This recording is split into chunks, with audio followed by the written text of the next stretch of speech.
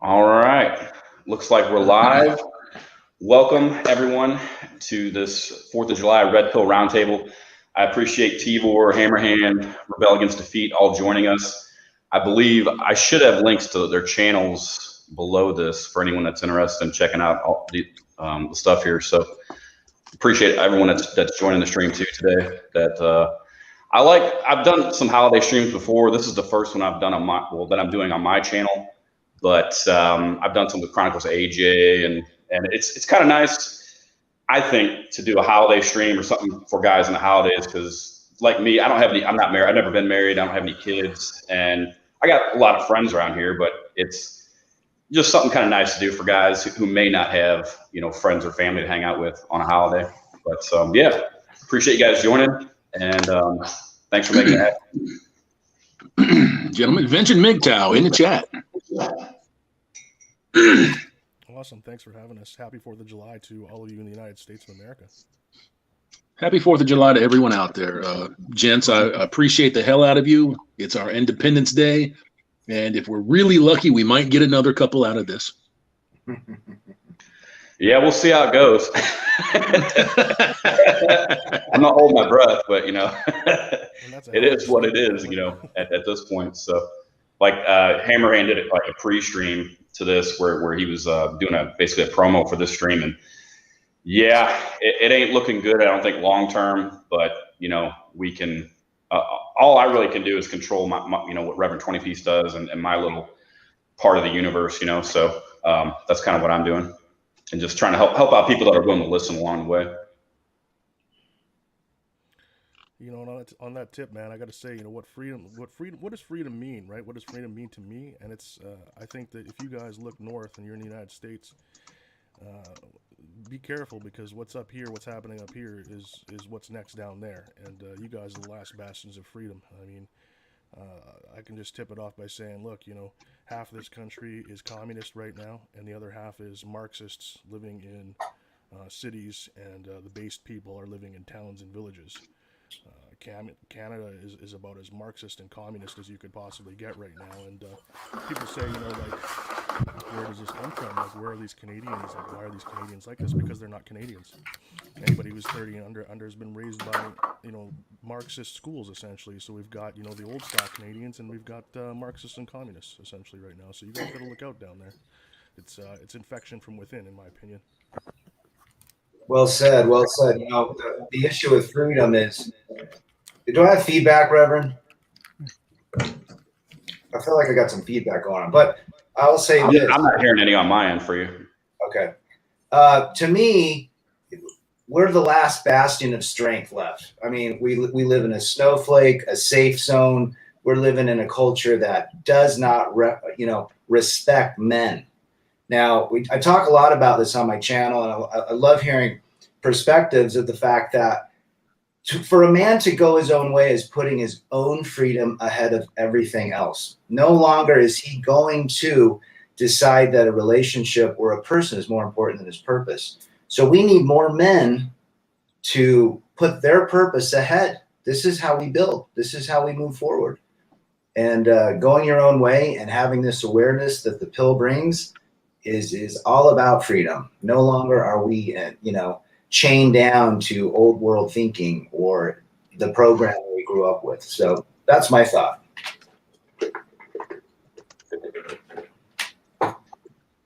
Yeah, and that's good. I'm also, before we continue, want to welcome Chronicles AJ here, Garuda Ghost. I see how damn What's up, guys? What's up, y'all? How's everybody? Good, man. Happy 4th of July. You too. This is 4th of July for the Americans. Here in the Netherlands, we don't celebrate the 4th of July. But for you guys, happy 4th of July. Yeah. We were talking earlier before I went live. This is just, kind of a general Red Pill hangout, other than, talking a little bit about what freedom means to everyone. The conversation's open to whatever you guys feel like discussing. But before we continue, because there's a lot of new people that may not be familiar with their channels. If we could just go around the horn and say where everybody's from. I'm in Northwest Arkansas, and I'll turn it over to T.V.O.R here. Somebody in the chat saying that my microphone's low, so hopefully this corrected it. Hopefully everybody can hear me here. I'm up in Canada, in the country formerly known as Canada, but still Canada, Vancouver Island, beautiful Vancouver Island. All right, I'm in New Jersey, so I'm right close to New York. So I'm in a horrible place right now.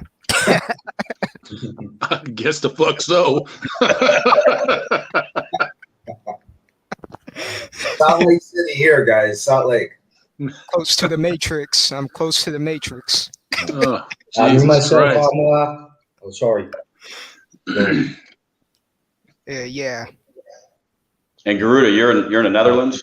Yeah, I'm in the Netherlands, really, really small country in Western Europe. I think the Netherlands, it's a little bit bigger than the state of New Jersey, 17.3 million people, really crowded. But yeah, I have nothing to complain of it, man. And when it comes to freedom, like we as red pillars, spiritually we are free, but it doesn't really matter if you are blue pill or red pill.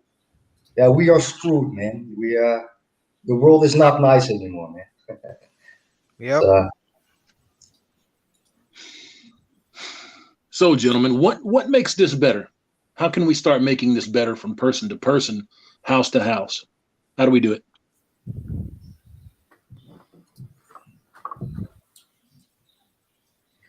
That's a great question, Hammerhand. I mean, Yeah. the reality is this: we've got to put our purpose ahead of everything else. Now, if you've got children, that's a different story. But going after your purpose and chasing the best version of yourself and doing the best thing you can do is the only way forward.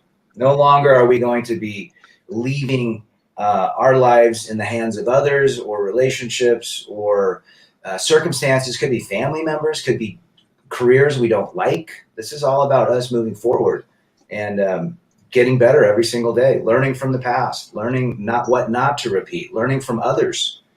This is why we do it, right? Yes, sir. For those young men that are out there suffering right now, they're suffering withdrawals from not being able to grab themselves some, I'll go with Undead Chronic on this, some poon yeeti. How are we supposed to get those fellas to listen?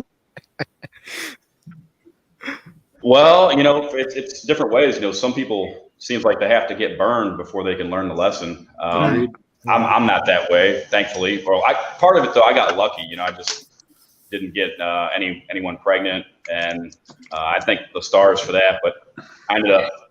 I put this out before. It might be too much information for some people, but I ended up having a vasectomy, so that's not a worry of mine moving forward. But to each their own as far as how you deal with it. Yeah, but I think it's also like you can have information, but you also have to accept that information, because like there are a lot of people, they are pretty open-minded, but maybe that information it's too much for them, so they don't accept it. But you got to be open-minded, a free thinker. The red pill is not for everybody. Mentally, you got to be really strong, and sometimes that is not even enough. So. Well, yeah. That's true. And then, biology's a motherfucker. I still get the urge, but I just try to control it, It's that old adage that lead a horse to water, but you can't make him drink, right? That's essentially what we're talking about. But certainly when I look at something like what Hammerhand started doing with the TikTok, getting people on their platforms, TikTok is extraordinarily popular, and those 1-minute clips seem to be the way to go to reach the masses, at least to lead that horse to the water. Yeah, and it's kind of, I don't want to say unbelievable. That was what came to my mind at first, but like you said, alternate platforms, T.V.O.R, the message is getting out there, and I think, like some people in the comments were commenting, this is one of the steps to help spread the message, help just try and save men from themselves and their biology. And now I'm just kind of rambling on, but we got Ohio Dan in here too now. Dan, looks like you're able to successfully make it in.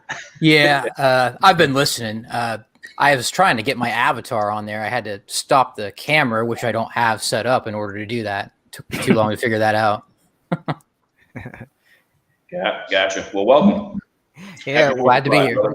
yeah. Welcome, Ohio. Yeah, I don't have to say where I am, I think. Yeah, of course. Ohio. Yeah. What, I thought you were in Japan. Yeah. I don't know if that'd be better Arigato, or worse. bitches. Great.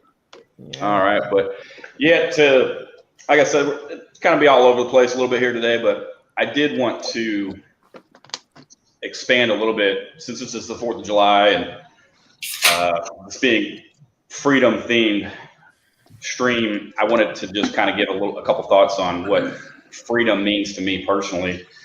And I was telling the guys, T.V.O.R and Hammerhand, before we went live, that the 4th of July is probably my favorite holiday, favorite American holiday. It means a lot to me personally, not just from being in the military, but it just means a lot to me personally. And for me, freedom is the freedom to do what I want with my time. And part of that, freedom from debt and just having the time, the freedom to pursue my interests and what I want to do. And I got to say, man, it was late 2015 is when I first discovered MGTOW and Redpill content and the philosophy in general. And it changed my life and for the better. And it's allowed me to pursue my personal freedom. So if that makes sense, it's kind of a mouthful, but Yeah. Makes perfect sense. Yeah. Same here. If it was, because of my arranged marriage situation, if it wasn't for you guys' channel, I would accept that $20,000 and let my parents make me marry this chick who don't speak no English. I said, hell no. I was watching Sandman. I was watching a whole bunch of channels to confirm that this is a red flag. I can't take that. I feel like I'm being pimped. I say no. Kinda. So thank God for Sandman, all these other channels. Y'all help me say hell no. I don't care. I'd rather be broke. Hell no. I don't care. Oh yeah, Sandman, Turtling and Monkey Pop, and then Yeah, all these guys. Yeah, just great fucking content creators. Yeah. So, continuing on the line of freedom and what it means, T.V.O.R, you have a very unique experience being in Canada. What does it mean to you? Oh man, it's a great question, and most of everybody didn't hear what I was earlier on there. My mic was a little bit muted, but it means a lot. You guys are the last bastion from what I'm seeing here, from what I'm seeing worldwide. I mean, I might be a nutter. People might think I'm a nutter, but I think that a lot of what's going on is just like the inception of worldwide communism in a lot of places. I mean, all over, and Canada is no exception. We've been kind of hardcore into that for the last 16 months, it felt like. So, but we've got to get ourselves out of our own situation. We can't be begging and asking the U.S. to help us. We got to do it for ourselves. And I don't know that a lot of people want to. A lot of people here seem to be comfortable with it. And as I was saying a little earlier that people couldn't hear, it's Marxist on one half and communist on the other. And these people were raised this way through our school systems for the last 30 years. People call these people Canadians and patriots. They're not patriots. They're not Canadians. These are the people with the pronouns in their bios, the they, them, the Zer and the he, whatever. It's doublespeak. It's Marxist doublespeak, and that's what we've got up here. We got people pulling down statues on Canada Day. We got the Canadian flag at half-mast, just barely above the LGBTQ plus 2, flags. We got. I mean, it's a travesty. It's a Queen Victoria is getting pulled down. All these statues, like. It's nothing but division. And people are being divided up here. Yeah. And it's a serious situation. It's awful. So look north and see the rot that's happening from within. And you guys have it down there, obviously, with your the left versus the right. And I mean, we're the example, guys. With the Canadian, just to stick with the Canadian theme, T.V.O.R, I did want to ask you though. What the fuck's going on with the border? Why is it still closed? I'm just kind of curious about that. got any insight? They tied the border to our vaccination status, and basically that's it's the carrot and the horse trick. And then they go 70%, 70. It wasn't even vaccination before at all. Then it became vaccination, 70%, 75%. Now we want to see maybe 80% of this experimental. And I don't want to get too much into it. I don't want to get you canceled, right? On this, you can't talk about this on YouTube, but you can talk about it on Odyssey, which is why I'm there. But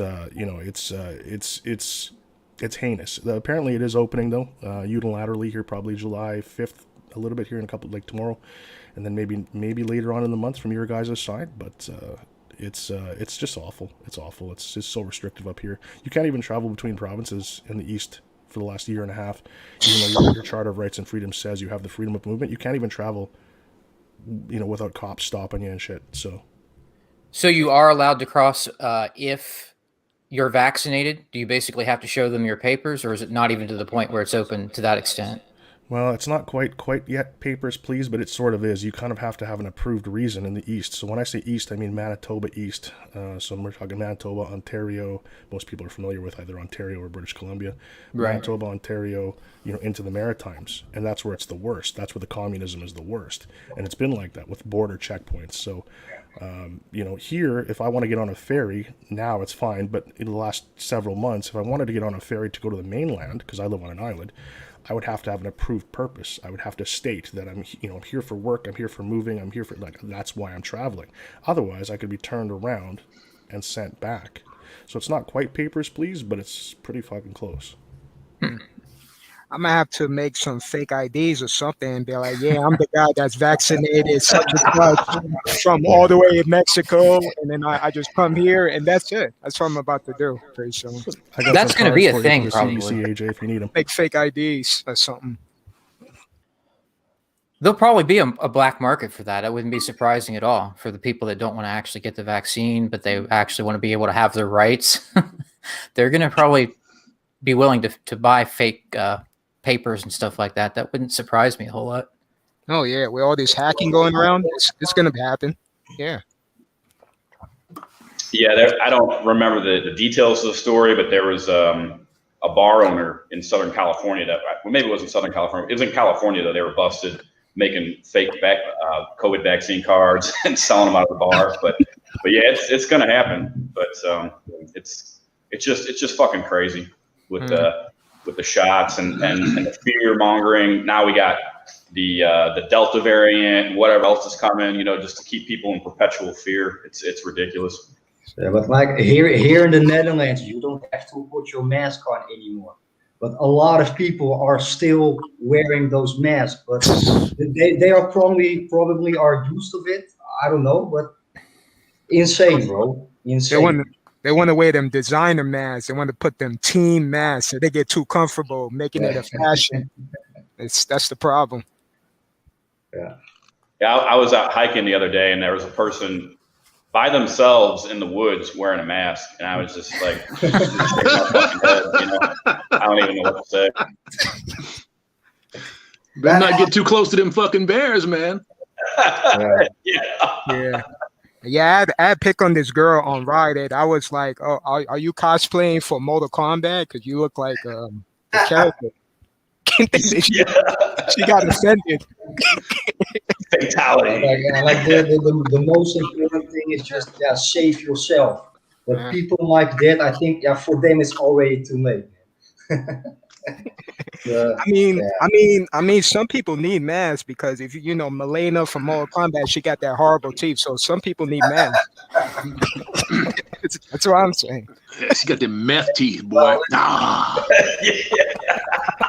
I've always some said people just need the mask. I've always said this: a strong man doesn't need a mask. A weak man does.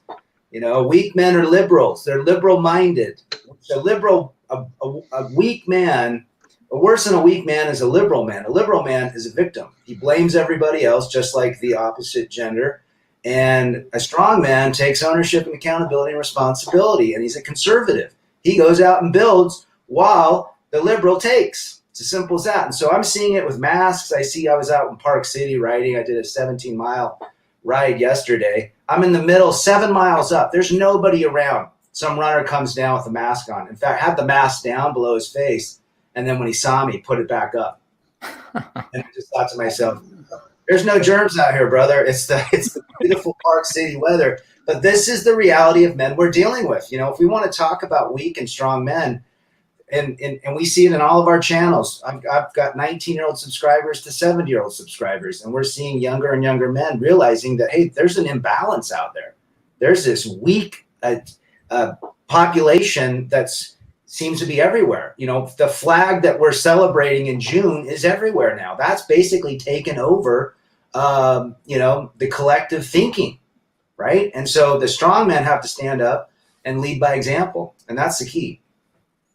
You know, like it's a funny lot that you of mentioned that. men, a lot of people, they are scared. I mean, I think like when people are scared, like if you are scared, you cannot think clear anymore. Like the same with that vaccine. A lot of people, they finally got that vaccine and they are still scared. Well, what are you scared of? You are vaccinated, right? So yeah.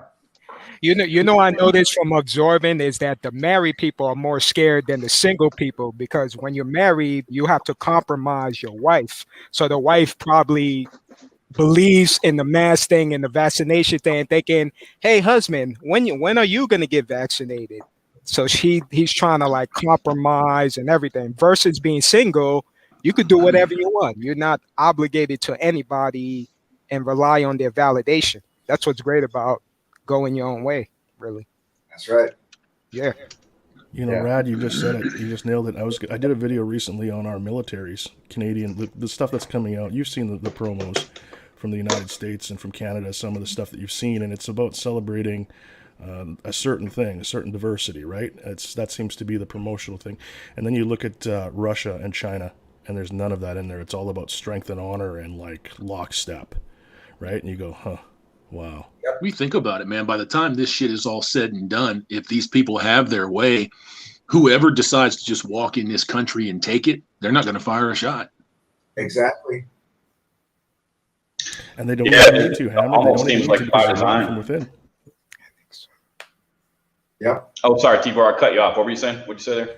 Sorry, brother. I was just saying that to Hammer's point, you know, and it's they don't even need to fire a shot. Traditional warfare doesn't even need to happen anymore. They just have to rot it from within, and that's what's happening, and that's what we're seeing now. Yeah. The strength of men is literally disappearing, and it's guys like us that are getting the message out and encouraging others to share their stories on channels. I mean, we should have every guy sharing their experience in life. I've been through the courts. I've been through alienation. I've been through everything you can think about, and my whole desire was to help other men that were either, if I could help one person, that's all I cared about. That was my whole like theme. I just want to help somebody. You're not alone out there.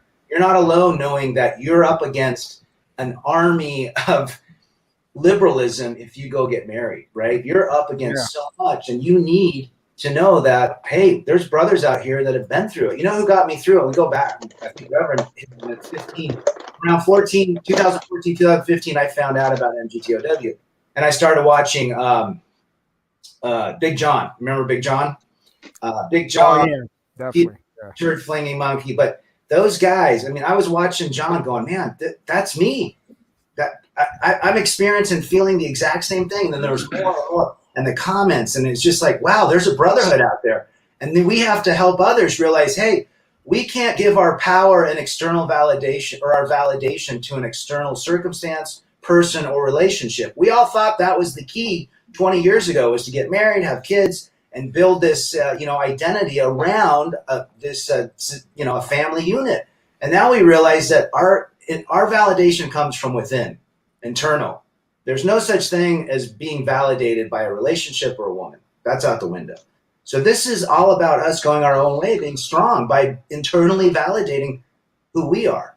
And that's the key. If we're going to make it, and we're watching, guys, the world fall apart, and we're seeing China and Russia and North Korea, they're getting ready to kick some serious ass on the weak people. So Excellent point. And kind of what, to kind of segue off of what Hammerhand was saying, and his pre-stream of this earlier, it's, you know, you have people that, like everyone on this panel is that I follow all your guys' content, And none of you guys, at least as far as I can tell, you're not doing this for money. You're not monetized. And the same with me. I'm trying to help people out. You know, I don't have a huge sub count or nothing like that, but like R.A.D was saying, if I can help just fucking one guy not make some of the mistakes that I've made and other guys have made, it's all fucking worth it to me. Yeah, same here. True. And all the information that I got that for free. So I also want to make videos just to spread out the message. And like Rebel Against the Feet already said, if I can help only one man, then actually I already did a good thing, you know. And if we just all do that, then yeah, maybe something's gonna change, man. But yeah, it's difficult sometimes. Yeah, same here. I'm not the kind of person on YouTube channel that say you gotta be on some alpha male masculine frame. You gotta pick up a lot of girls. And I'm telling people stay away. You know, you got video games, you got your money, you got your job. What else do you want? Like, what do you want? What else do you want? You have everything. You know. You have to deprogram yourself. You have to be willing to admit to yourself that you have suffered from indoctrination and brainwashing for the entirety of your existence. And until you're willing to do that and open your eyes, you're not going to get very far. Yeah, that's a big reason why we see a lot of people reacting to the whole mask and vaccination situation. You wonder why people are still engaging in these activities when it doesn't make sense. It's because they're not thinking for themselves in the first place. Right? They're not even considering doing their own analysis and saying, well, wait a second. If the whole purpose of most of what we've done up to this point has been to protect other people, and then other people now have access to this vaccine, what reason left is there for doing all this? And people can't even get to that point where they realize the inconsistency in the narrative that we're being sold, right? It can't be, well, let's protect other people, but now other people can get vaccinated. Pretty much everyone in the Western world has access to these vaccines. And the media's kind of shot themselves in the foot, I think, because they've made it out to be like these vaccines are so terrific and, you know, they basically cure the disease. Well, okay, let them get the vaccine then. What reason is there to protect anybody else now? But people can't even get to that point in their reasoning, and because they're not looking at it for themselves and they just want to basically fit in with the narrative that they're being sold. And that's the big part of the problem. Like, that's the initial step that's not being taken, I think. Right. Absolutely. Well said. Yeah, well said. I think it's deeper than that. I mean, when you have drag queen hour in pre-K, yeah, it's much, much deeper than that. And everybody has kind of taken the mask off. And they're showing you who and what and when and where. They've got enough of the population behind them or petrified that it's not going to make a difference. Well, I laugh, but it is, man, Hammer and R.A.D, I know you guys, and probably T.V.O.R, man, it is fucking crazy how different society is from 30 years ago, 40 years ago. Just the shit that's accepted today, you know, for being normal or whatever, you know. But and I'm not trying to, you know, bash alternative lifestyle, whatever, you know, do your thing. It's the promotion of it that I have an issue with, you know, to young people. Absolutely. I mean, the indoctrination is crazy. I want to piggyback on what Hammerhand said. You got to accept where you're at today. A lot of people won't accept it. They won't accept that they went through a breakup or they were monkey branched. And, you know, you have to accept to move forward. You have to decide that you want to lead a better life. And you have to take those small steps to move forward. And you've got to be the man that you want to be. No longer controlled by external circumstances, a relationship, programming, indoctrination. And that's the key. I mean, the reality is when I was in junior high, no, not even junior, grade school, we used to play Smear the Queer. Do you guys remember that? Yepper. Smear the Queer. Oh, yeah. It was always that nerd kid. He always got beat up, but whatever. But now you can't even say that.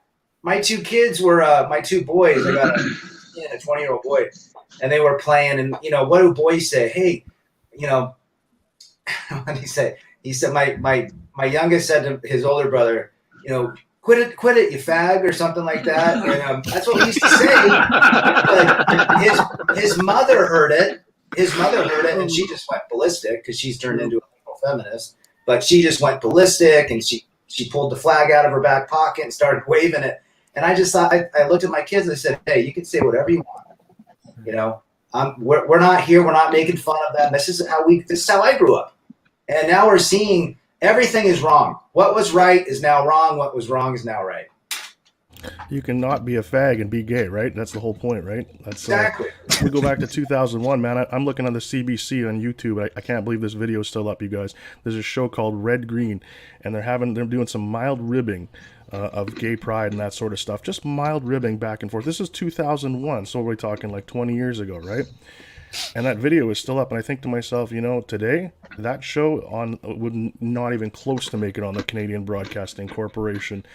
You know, it would just be hate speech, it'd be this and that, and it's just we forgot to, you know, we used to have the ability to be able to laugh at ourselves, and now it's just, you know, you can't do that because everything's so politically charged. It's ridiculous. Yeah.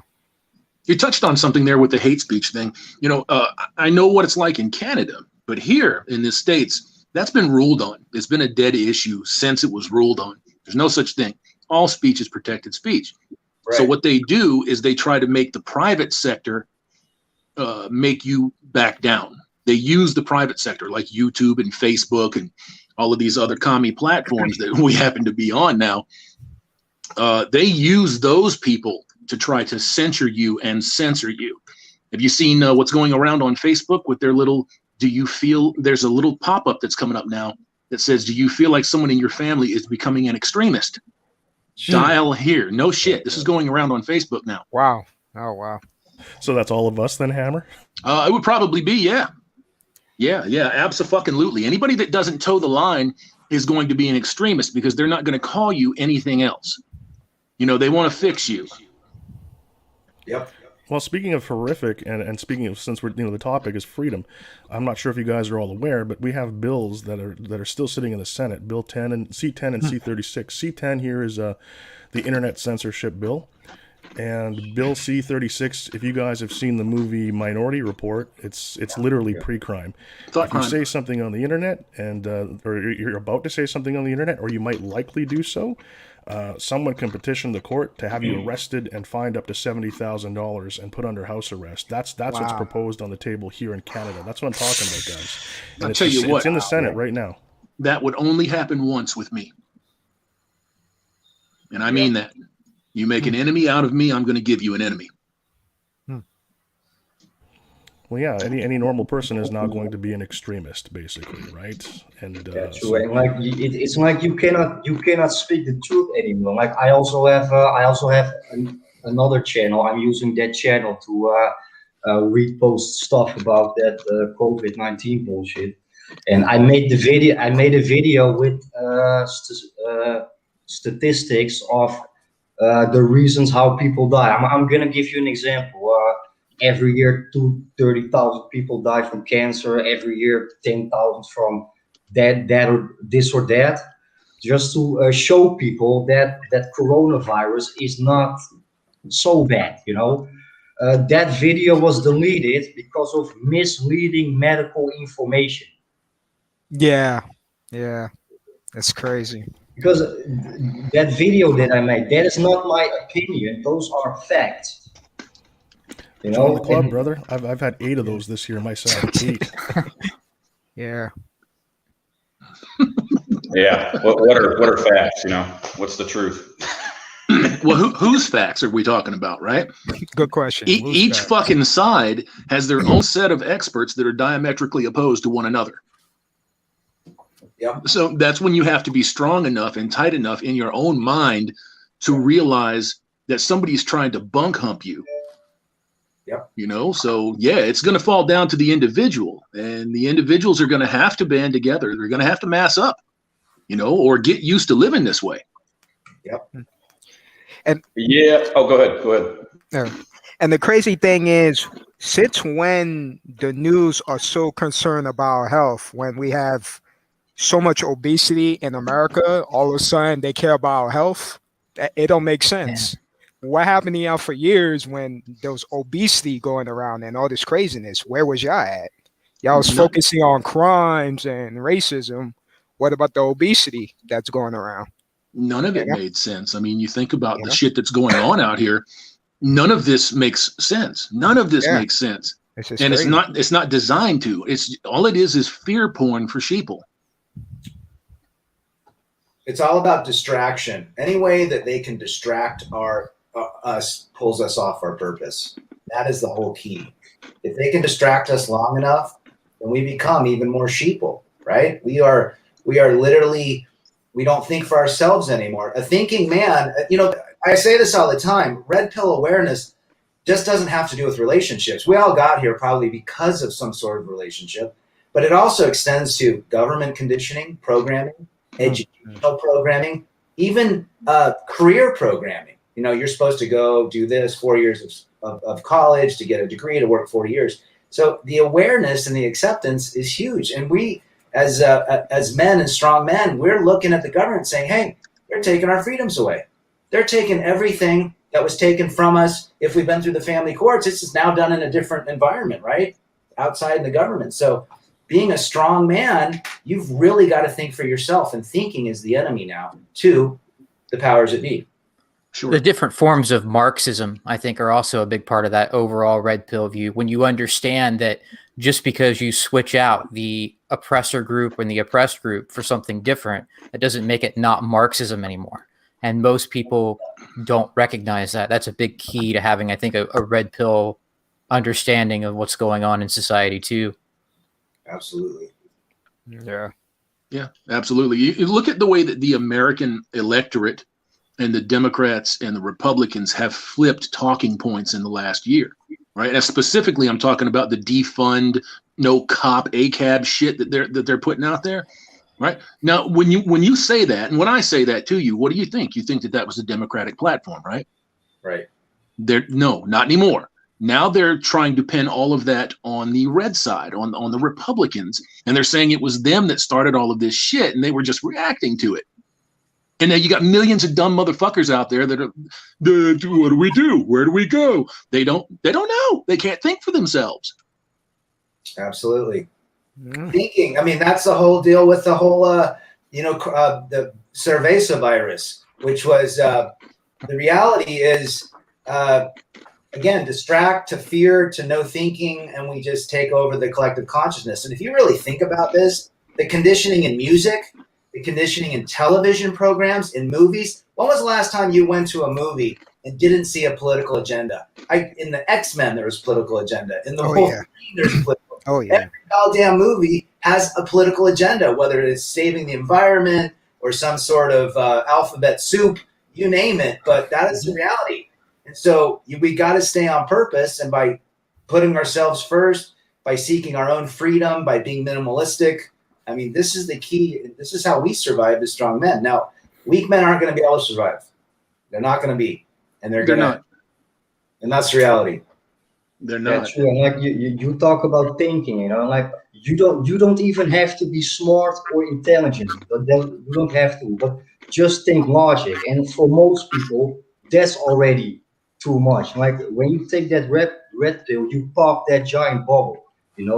As a red pill, you realize that no matter where you are in the world, there are systems of control that want to see people, and men in particular, weak, broke, suffering, down in the gutter. They want us dead, And when you take that red pill, this is my second life. Kind of going forward, it's kind of changing and shifting gears here a little bit, though. But speaking of freedom, I mean, and we're talking about control. What I've been seeing a lot of lately, and my next video is going to be about the food shortages, the manufactured food shortages. And I'm seeing a shitload of farmers, of producers, of haulers, of transporters. I know Hammer could probably speak to that, and he's spoken to that in the past. A lot of people are really talking about this, and I know it's been as far back as a year ago. I've been seeing videos from everybody in the spectrum all around the world saying they're manufacturing food shortages. Food is sitting in trucks, food is rotting, it's happening. Farmers are being paid more to burn their crops and not get it to market. If they get it to market, they're being charged a surcharge of about a third. I've seen a shitload of that, so maybe we can speak to that a little bit. Yeah, I'll be happy to. We see it around here all the time, especially with the folks that I know. They're saying straight up that if they are being incentivized to burn entire crops, to destroy entire crops, Wow. it's a manufactured, engineered food shortage. It's so that they can jack the fucking prices up on everything. There is no lumber shortage. Why did your lumber costs triple? Why did your gas go up by $1.50 a gallon? These things don't exist, man. It's all fake shit to get you coming and going. These farmers have also said that if they refuse to burn the crops or destroy the crops, that the government is hanging the subsidies that they get over their heads. Wow. Right. They're telling them straight, we won't subsidize you anymore, which is the position that all of these farmers have been put in anyways. This is the means of gathering production. This is absolute textbook communism and Marxism. Oh, yeah, absolutely. It's Saul Alinsky's platform, you know? Yes, it is. So it's funny that we talk about that because back in the Great Depression, my grandparents, my grandfather died at 104 years old 2 years ago. And he would tell me certain things about the Depression. But he said to me, and he'd gone through it, he said, you know, it wasn't, the wheat kept growing during the Depression. Animals didn't disappear, right? They were still the same amount of crops. And cattle and chicken and milk. None of that disappeared. It was all a manufactured collapse of the system. It was Saul Alinsky tactics to a T. And this is what we're seeing now. And we're seeing it worse because now we're seeing from my perspective, it's all about control. And if we can control them, now we got them. We're going to set the price. We're going to go to a one world currency. We're going to do this, do that. And once we have them, there's nowhere to go. So, Again, we're talking about red pill awareness, no debt, right? Getting minimalistic, learning skills and hobbies and learning how to cut wood, learning how to do the things that we need to do to survive. As simple as that. Yeah, you definitely got to worry about, like Mad Max type of lifestyle in the future. You never know. So it's good to learn these things. I think if they drop nuclear weapons, if we had a dirty bomb go off somewhere, that might be a discussion. But these people don't survive without their slaves. So they're not going to go and destroy 100 million slaves. It's well orchestrated what's going on. Yes, it is. And you're seeing 3 countries in particular that are chomping at the bit to take over world domination. Yeah, but the news don't want to report that, so... It's because they're in bed with them. They're bought and paid for. They're part of it. Yeah, they're part of it. The news is reporting the next transgendered athlete that is going to take over. That's what they're after. Pointless. Something we don't care about. What's that? What does that have to do with surviving during the pandemic? What does that? No, it shows how progressive we are, man. Because we're such good motherfuckers, right? Right. Oh, jeez. Yeah, I kind of wanted to just kind of in the freedom, topic. I guess I'm trying to think of the right way to describe this, but I used to be leftist. That's just it. You kind of like Hammer was saying. It's freeing your mind, freeing yourself from some of this leftist propaganda. And 20 years ago, a good friend of mine introduced me, and he used to lean more left too, and now he's the exact opposite, but he introduced me to NPR, National Public Radio. Yeah. And I used to listen to NPR a lot, and it's crazy going back now with where my point of view has changed and listening to it. And every time I listen to it, Monday through Friday at least, it's just straight fucking leftist propaganda, and it just drives me fucking insane listening to it. But anyway, I'm not really explaining it very well, but it's just, that's one way we can try and help guys out is just trying to expose some of the propaganda that we're all being pitched to every single day. Well said, Reverend. These young guys, I'm turning 50 here next year, but these young guys, they're learning this stuff. We didn't grow up with technology. We didn't grow up with, I remember getting the first computer back in after high school. We didn't have cell phones. Everything was about what did we do back? I can't even remember what we did back then. But and now there's so much technology overload that has kind of stifled a lot of the younger generation. They're not able to think by themselves without going to YouTube or TikTok, right? Well, why? You know why? Think about the reasoning behind that and why they can't function. They can't function because you now have to have two people raising one child. Right. That was designed. It was intentional. It was an actual effort to get control of kids. They spend more time at school and watching fucking TV and playing on a cell phone than they do receiving instruction and heritage and culture from their parents. Yep. And the worst thing is they're sticking with one parent, not just both, one parent. So their goal is to get rid of the fathers and stick with just the mother. That's right. Because they know they'll be easily controlled. That's right. You can control them. The bitches are going to be the first ones to flip. They always are. It's true. Yeah. And to Hammerhand's point, I just saw the most dystopian thing I think I've seen in a long time. I just retweeted it. I literally saw a child who's, because they're coming after the kids now, as you guys know, with these jabs. Yeah, we know. And I literally saw this kid with the virtual reality. They stuck virtual reality goggles on them while they're rolling up the sleeve, and they're putting the jab in them. And it's funny because if you guys know those symbols, the FBI put out those certain symbols for certain groups of people that, anyways, those symbols were on one of the cartoon characters as this was happening. I was just like, I mean, meteor now. Not a surprise, man. It's not a surprise. Look, we have a channel here in the States. I don't know if you're familiar with it, T.V.O.R. You probably will be. Nickelodeon, right? Nickelodeon. Yeah. Nickelodeon has lost 60% of its viewing audience because of this wild fucking hook that they've took. That's going on everywhere. The refusal to accept what's going on with, say, Star Wars, Star Trek, Doctor Who, anything in popular culture, it's being rejected soundly. And that's a positive sign. Look at the NFL. How woke the NFL is all of a sudden too, right? You got athletes that are opting out too, right? Oh yeah.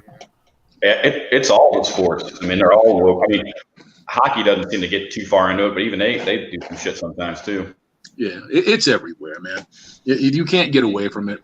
You start taking care of your mind and washing that bullshit out, you will see it more and more and more. Mm-hmm.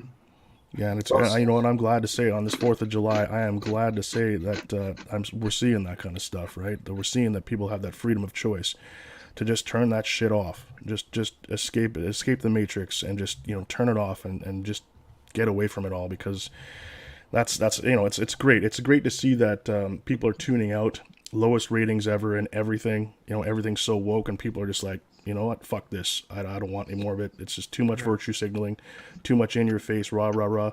It's like up here in Canada, it's no longer Pride Month or Pride Week, it's Pride season, right? So I'll just leave it at that. It seems like it's getting longer and longer, but I'm going to piggyback again on what Hammerhand and T.V.O.R. said. The reality is this: we got to create our mental bank account. We got to build that first and foremost.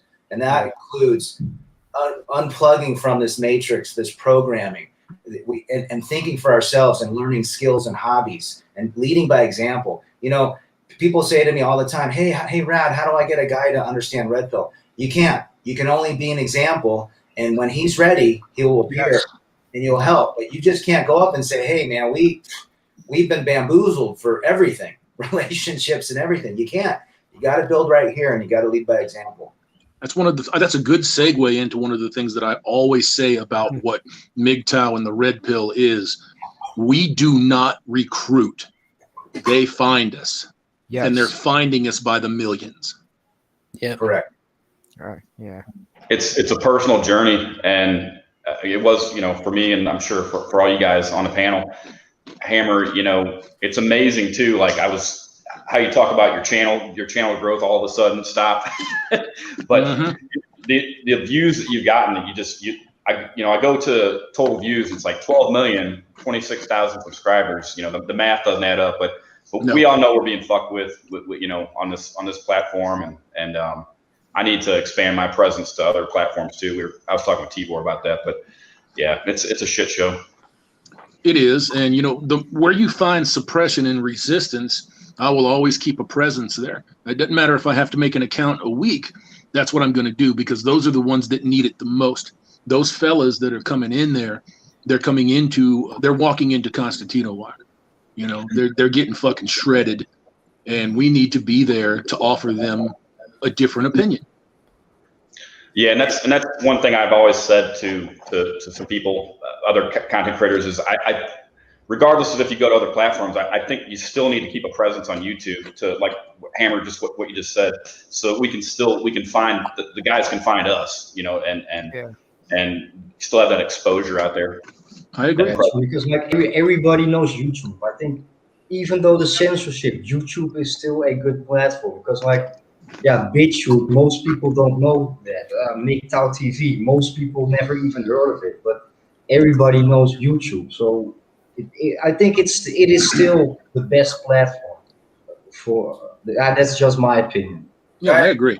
I agree. I tell you this, a lot of guys have found our channels because they got broken up with, their wives monkey branched, and they went online and they typed into YouTube, how do I get my ex back? Yeah.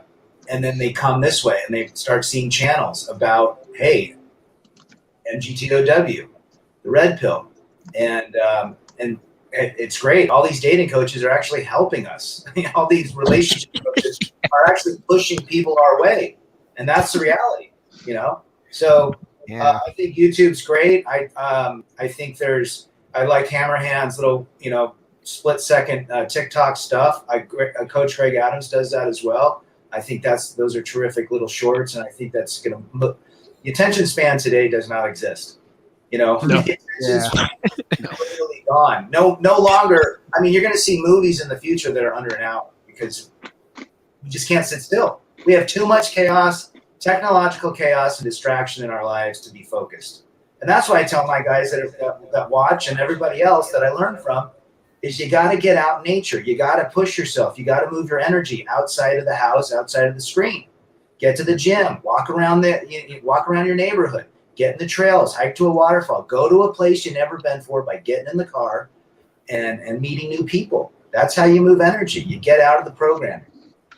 Yeah, fix some houses, do some woodwork, fix a car, do something that's like keep you productive. Yeah. Absolutely. Yes, sir, agreed. But it changes your perspective on things as well. You know, people hear the United States of America, they don't really understand how different parts of America are. They don't understand that we had the original colonies, and then in 100 years, they went to the Midwest. And then in another 50 years, they went all the way to the Pacific Ocean. These are basically three separate groups of people, you know, and they're very, very different. And it helps to get out there and understand those differences and to see what's going on and how people are receiving shit. You know, going out to Washington to meet Vention was an eye-opener for me. It was an eye-opener. Yeah, but Hammerhand, I totally agree with you on that because I've been to the United States 3 times. Yeah, New York, LA, Chicago. Oh shit! Like I was in 3 totally different countries with 3 totally different people. The only things that are the same. Like everybody speaks English and you have the Dharma, but so a totally world of difference in those 3. Yeah, much different. Yeah, much different. But that is what I like about the United States. Although I remember, Hammer, you said that corporatism is basically trying to merge all that stuff together so that they can control it as one culture, basically, no matter where you go. Yeah, they are. I mean, you can see it everywhere that you go across the country. You can see mom and pop being pushed out of business, and you can see these little towns being squeezed to death, and they're trying to move them to the city and the suburbs.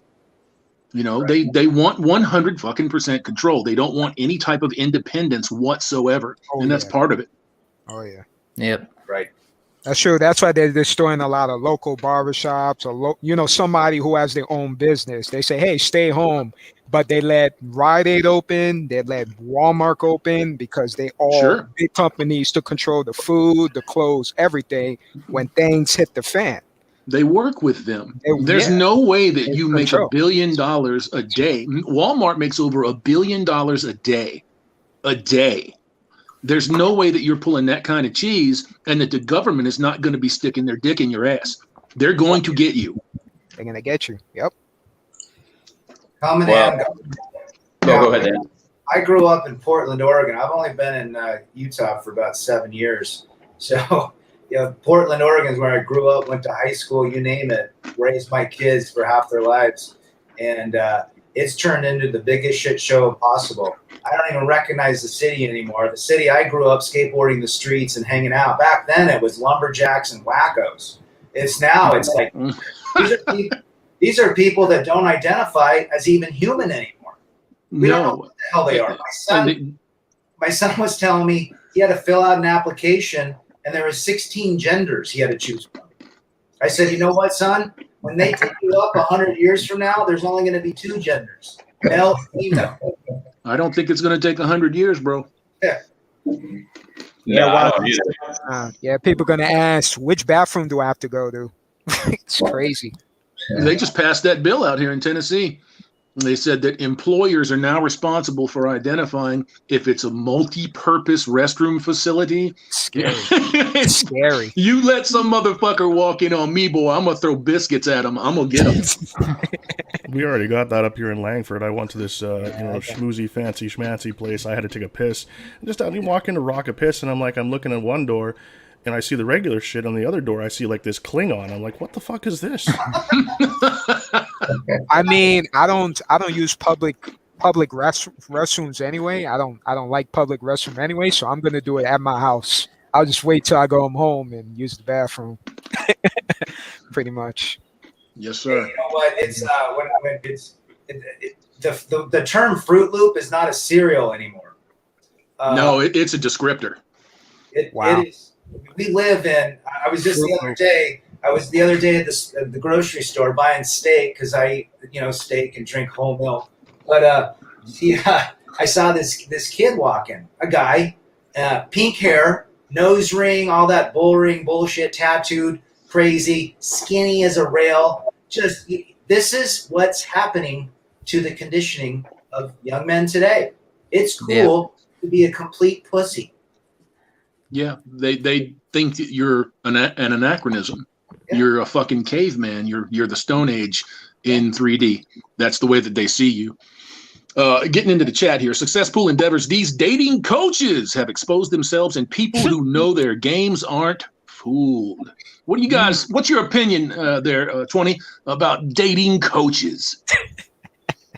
Well, I mean, I don't follow their advice, obviously, but I don't know, man. I think they're part of the manosphere, but kind of like what you guys were saying earlier.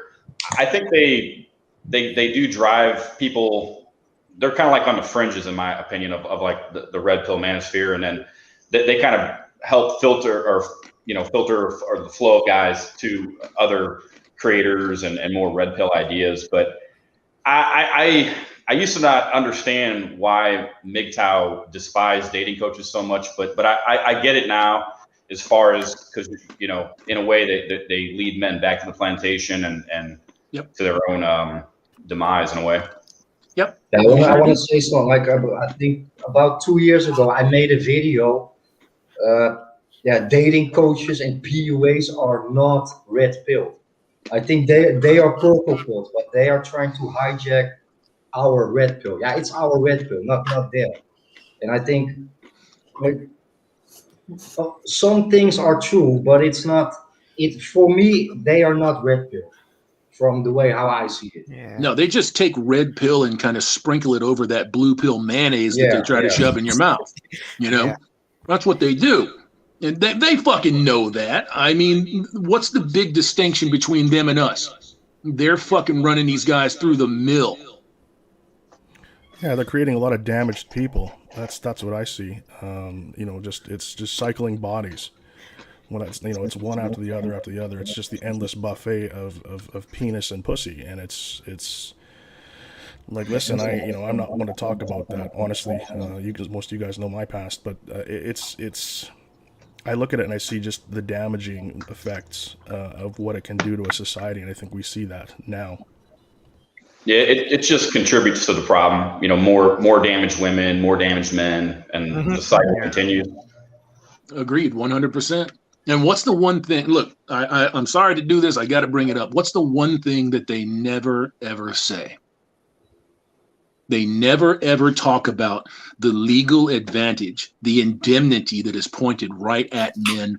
Yes. All a woman has to do is point the finger and say that one. And then that trip hammer comes down and you're in the machine. And there's no coming back. Yeah, you're in it.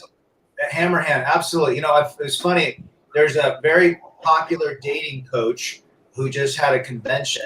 And I kept thinking, and this is a couple years ago, I found out he had a girlfriend that he lived with. And I thought to myself, you know, this guy has no idea what 3 digits punched in her phone can do to him. You knock 3 digits in that phone and your life is over, as you just mentioned. So it's fucking over.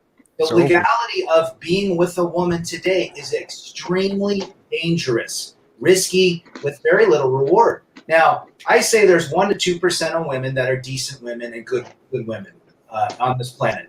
98% of them, I just don't think they're valuable. So my issue with dating coaches is this. When you are learning a PUA skill, which is some one-liner or some way to walk down the road or move your head. Here's the deal. Masculine frame. Masculine frame.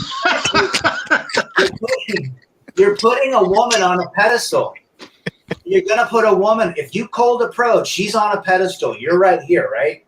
There's a balance that's not. You're under her. She now rejects you. You're back in that same self-deprecated world of your ego's broken. You're depressed again, and it's basically giving women the power again.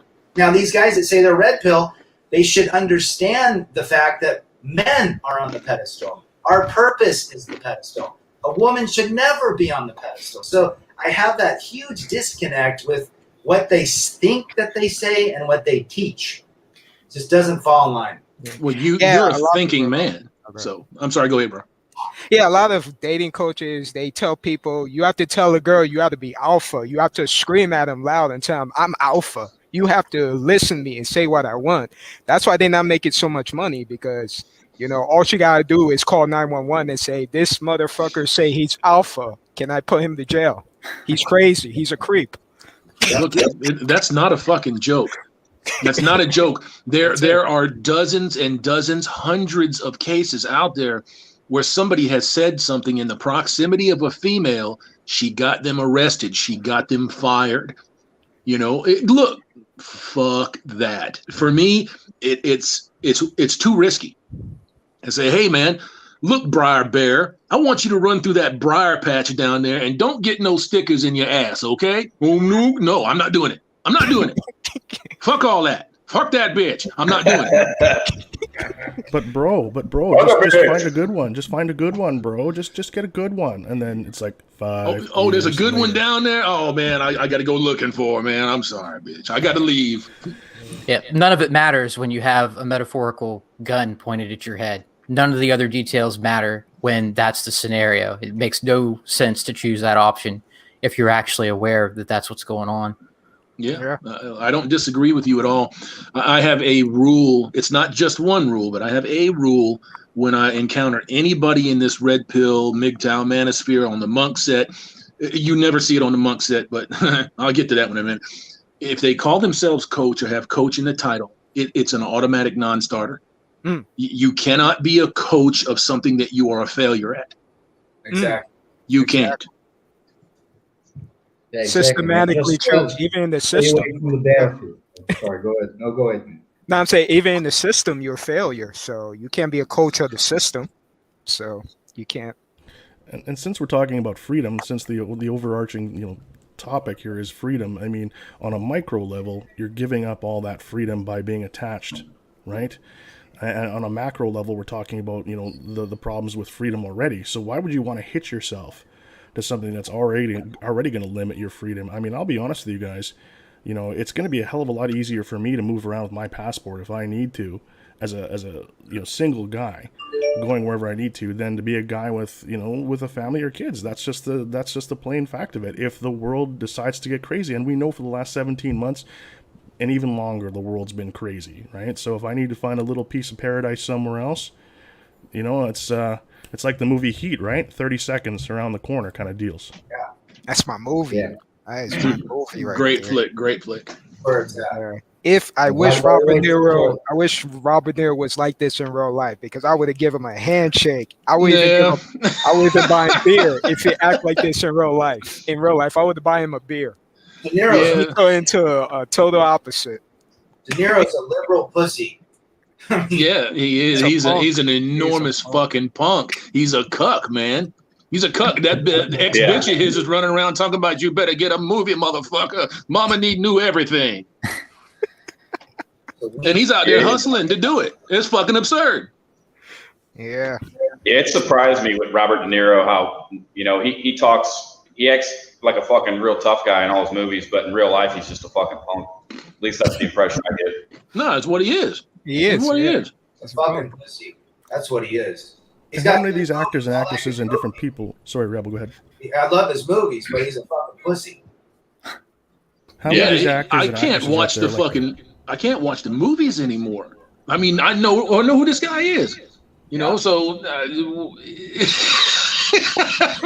I'd rather pour milk on my dick. No. I've been watching with my sons. We went through the old Rambo and Rocky series. We watched them all together, me and my boys. And I said, "Hey guys, what do you notice in these films, especially Rocky?" Because Dad, there's no computers or cell phones. They're absolutely right. Yep. What did Rocky do? He rebelled against defeat, right? That's what he did. He went out and he rose above. He was the phoenix. And it's a great analogy into where we're at today. The freedom of knowing that, hey, at one point we were controlled through a relationship, through some sort of circumstance, an arrangement with a woman, and we lost all control, all freedom. And now we woke up, and now now we can rise above and move forward, as T.V.O.R said, and we can be in those areas without anyone controlling us or what to do, except potentially the government. But hey, that's where we're at today. Yeah, true, man. And like, just stay away from the battlefield. I mean, like your red pill knowledge, it protects you, but it doesn't save you all the time. I mean, like I did kickboxing, but if you put a gun in my head, my fighting skills are not enough. You know, I mean, stay away from the battlefield because sometimes even your red pill knowledge doesn't protect you. Right. Emu Shim in the chat says, even Coach Greg Adams blacklisted the term MGTOW newly. What do y'all think about that? I'm not overly surprised by that. We were watching. I wasn't watching it, but somebody sent me a screen cap. They got on the Fresh and Fit deal. I don't know if you guys know what that is. Oh, okay. But yeah, they're all over TikTok with the 1 minute fucking blurbs, and he said MGTOW is the only way to go. And one of their mods come up and said, "Yeah, man, we don't really do that here. We just do red pill. We focus on relationships." I just couldn't believe it. MGTOW is the dirty word until it's not, until it makes all the content creators, like the females, super popular. That's I right. find that's interesting is that there's so many misnomers about MGTOW out there, that we don't have experience with women, that were incels, that were this, that were, men sent their own way. And it's funny because then the people that say this kind of shit, they would have to examine, themselves and realize, like, look, oh my God, these people, these guys, they have experience with women and they're rejecting women. Oh no, that means I'd have to examine myself and the women in my society, and people aren't going to do that, right? So You're there's not so many wrong. misnomers about us. Yeah, if they were so macho and good, how come their marriage life isn't so great? How come their relationship life is so great? You're in the same boat as us. Hey man, there's a leak in that corner of the boat. Go stick your toes in it. I'm gonna get this leak over here in this corner of the boat, and we're just gonna sink together. Well, I think when we talk about men, go ahead, Garuda. Is it 100% sure that Coach Greg Adams did that? Because I haven't heard about it yet. Yes, it is. Look, I like Greg. I'm not surprised by that, Hammerhand, because I already said that in my live streams a lot of times. Coach Greg Adams, the so-called nice guy within the manosphere. Hey man, I don't trust nice people. You think his motivation is just to stay monetized, basically? Yes. Yeah. Yes. He did the same thing that Casual Bachelor did. He made that fucking video telling men to squelch themselves because we got a bunch of women in here and blah, blah, blah, blah, blah. It's that follow the money bullshit. Yep. The reality is this: a man going his own way is just that. A man deciding how he incorporates a woman in his life. A man going his own way puts his purpose front and center to his life. No longer is he chained by a relationship or trying to make a person happy. He puts his own purpose and dedication and decides to make a better life. That's a man going his own way. And if he incorporates a woman for a short-term fling, so be it. If he goes monk mode, so be it. If he buys a doll, so be it. He's putting his purpose on the pedestal. But Rebel, Kevin Samuels says there's no such thing as a successful MGTOW. Oh, I heard that. MGTOW has this stigma that we're all incels, so we have no experience. Let me tell you something. There are 3 MGTOW millionaires in this stream right now. So, Mr. Samuels drops some red pills, but he also falls on his fucking face when he starts representing gynocentrism. Absolutely. Hey, whatever. I just heard that Greg, the Optimized Man, doesn't have a channel. What happened there? Who that now? Greg, the Optimized Male, Red Pill Men's Health. Oh, no, I don't know nothing about that. I know who you're talking about, Red. He had a pretty good channel. I didn't know it's gone now. I didn't realize that. Yeah, I thought he was pretty tame on how he presented topics. He was pretty. You never know. I think we're seeing. You never know whose channel's next. I got a good idea. It's going to be mine. Unfortunately, you're probably right. You know what I'm saying? Look, since these shorts started popping up, when I actually stumbled onto this shit and I started telling folks about it, Chronic has put on thousands of subs. E-Man67 has put on thousands of subs. Oh, yeah. Anybody that starts running these fucking shorts, they're jumping up. So if I go away, it'll only be temporary. There are going to be people that fall in and start picking up the slack. And that's what we need. You can't kill this momentum now. And that's why we need every guy that's in the chat or that's viewing this that has experience to share with others. I always say we don't hate women. We understand them. We understand them to navigate a better life for ourselves. It's as simple as that. I have a mother. I have 3 sisters. They're nuts. I have aunt cousins. I have nieces and nephews. I work with women. You navigate a life by understanding female nature. It's not hating them. And if you decide to incorporate, however you incorporate them, know the risks and the rewards and what they can do to your psyche if you put them on a pedestal. It's as simple as that. Even if you're really squared away mentally, if they decide that they're going to harm you over some perceived or actual injustice, they can do that to you. Sure. They can do that to you. They don't need anything else other than the accusation. Sure. That's it. Yeah, and that's a great point. I mean, we're seeing it in real life too. I think there's finally some pushback, and some guys are getting some small victories out of this pushback to that Me Too bullshit. Fucking Bill Cosby, perfect example. He's out of fucking jail now. I don't know if he did what they accused him of or not, but it was fucked up. I'm gonna tell you what. For all of y'all, I didn't mean to interrupt you there, brother. But for all of y'all, Razor Fist. Do you know who Razor Fist is? Yeah, he made a great video on Razor Fist made a fantastic breakdown of the Cosby deal. It's one of his newest videos in the last 2 or 3 days. You have got to go over there and watch it. It explains all of the legal fuckery that happened to put Cosby in this position. He was Me Too'd. He didn't do nothing. He was Me Too'd. They removed power and wealth and influence from a man. That's what they did. It's a classic micro Saul Alinsky technique. Yep. Anyone listening to this, study Saul Alinsky, study the 60s communism, study this stuff. This is what we're seeing now, 50 years later, 60 years later. We're seeing all of the fruits coming out of that in every part and nook and cranny of our society, from media to government to education, you name it, to the red states, to the coronavirus. One of the things that I never made sense to me with fucking Bill Cosby is, he was all the shit that these dating coaches, promote, looks, money, status. I mean, he had all that shit. Why would he have to fucking drug any women to get them to yeah, exactly. Yeah. Doesn't make any fucking sense to me, but what the fuck? He didn't have to. These women, you look at the way that these women are operating now. You don't see Oprah Winfrey with a husband. You don't see Jeff Bezos with a wife anymore. You don't see Bill Gates with a wife anymore. These women are feminists before their wives, plain and simple. Like we are sitting here saying, put ourselves and our purpose front and center. They put themselves in their purpose front and center. They sat around while these men built fucking empires, and all they've got to do is sign a paper to get half of it. And that's what they did. These fucking dirtbags, these motherfucking Raggedy Ann and Andys, they went from being the wife of somebody to the 2 richest women in the world overnight. For doing what? For being a wife? For boring some children and laying on your back and getting fucked every once in a while? That's basically it, right? Yeah, I mean, what the fuck happened with, like, say, Kobe Bryant's wife, Vanessa, when she was talking about divorcing him and all of that nonsense? How many layups did that bitch hit? Exactly.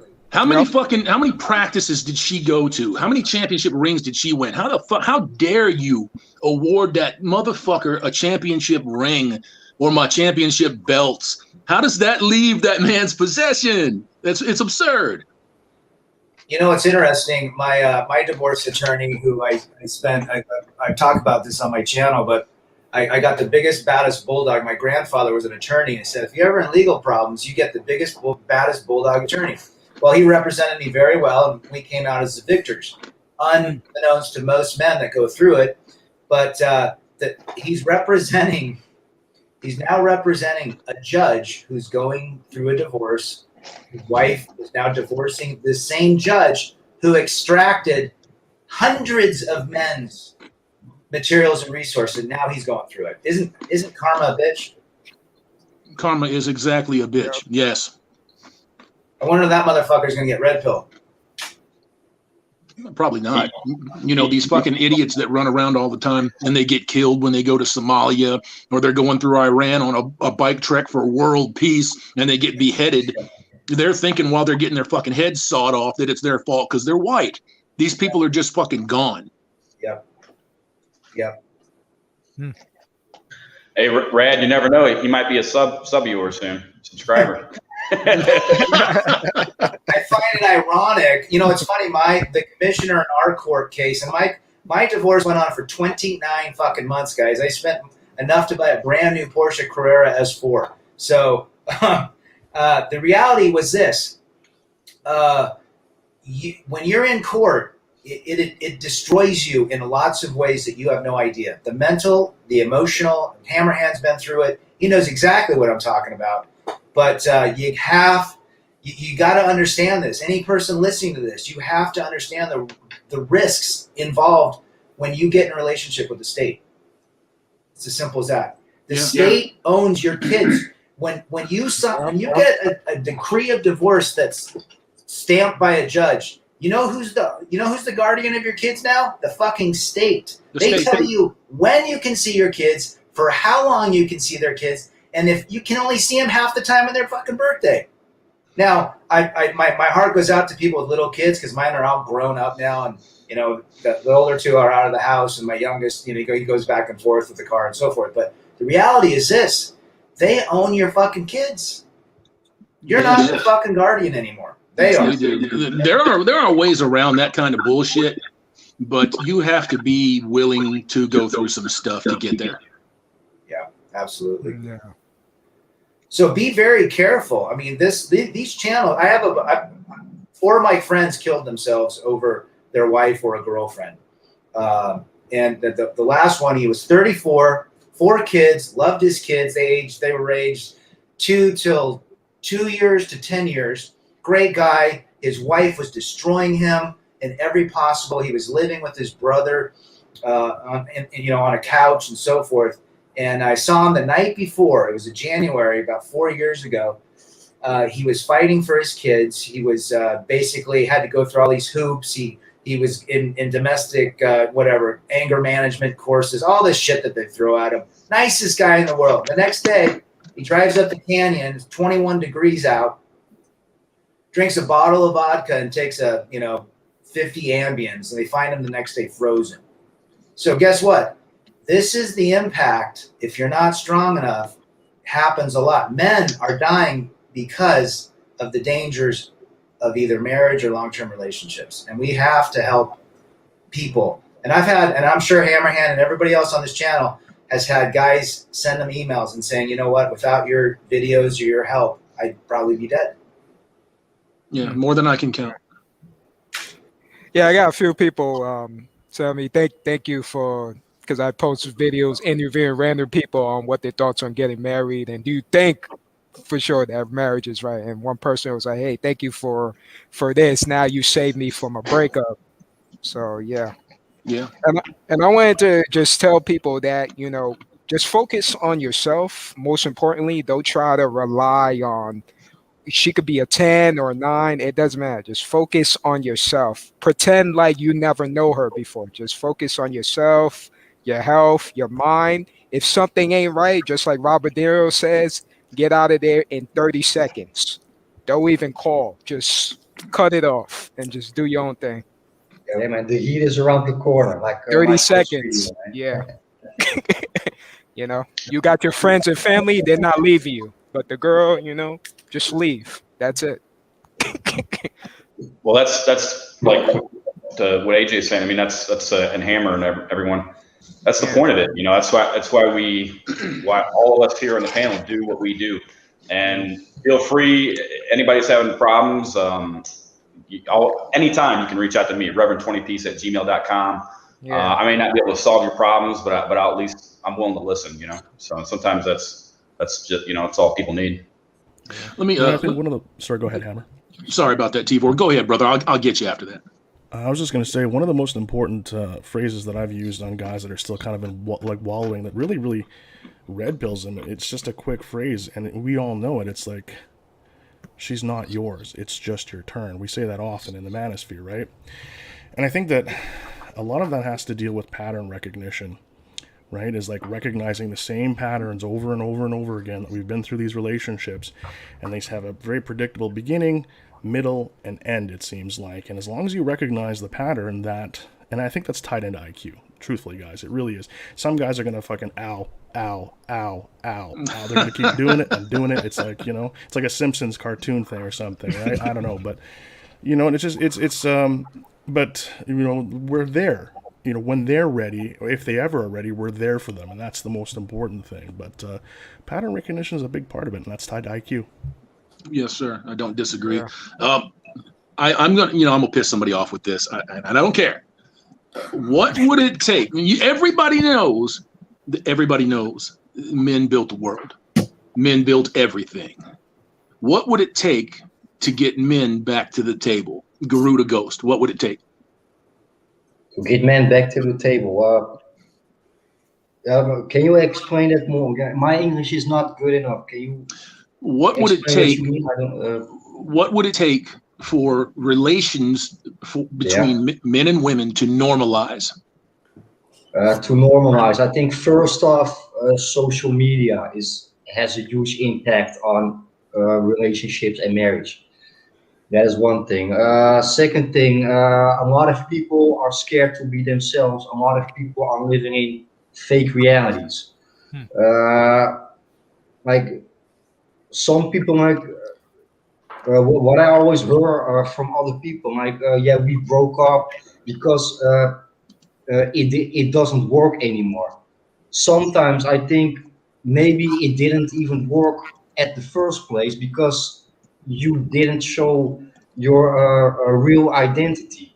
Like for me, I think it became really rare that I see a couple. But if I see a couple once in a while, I don't think they're not a couple. They are just two individuals, and they are together because they think it's financially more easy. And yeah, I think those are some things that has a big impact on relationships and marriage today. And if that became different, then also, then also marriage and relationships can be better. But that will take generations. And I think if we are at that point, then we are not living anymore, I think.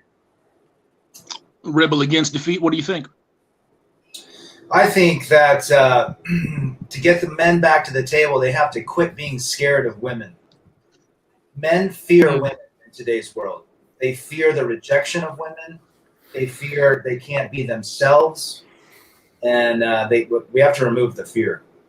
Do you think it's fear of women or fear of the repercussions of dealing with women?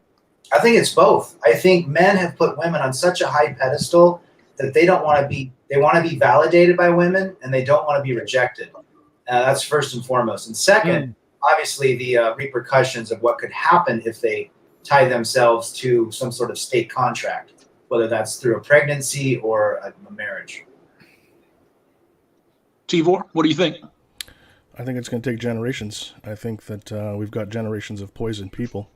It's going to take a complete reboot, a complete restart. I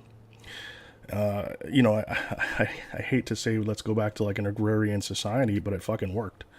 When a man and a woman, the best ass you saw is it's right beside you, and the only other ass you saw for miles was the horse running around on your field.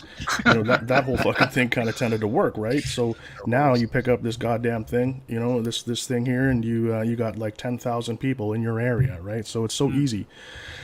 People are very dishonest. We've got a culture of dishonesty. We've got a culture of just me bullshit, and it has to be cleansed, and that doesn't get cleansed overnight, guys. It takes time. It takes generations. So, and coming back to the table, no man in the right mind is ever going to come back to the table when everything can be taken away from him at the drop of an eye, and he has no control over his family, his finances, his children, his future, or anything else. So, let's stop. Let's stop thinking about this happening anytime in the near future, and start sowing the seeds for the future generations.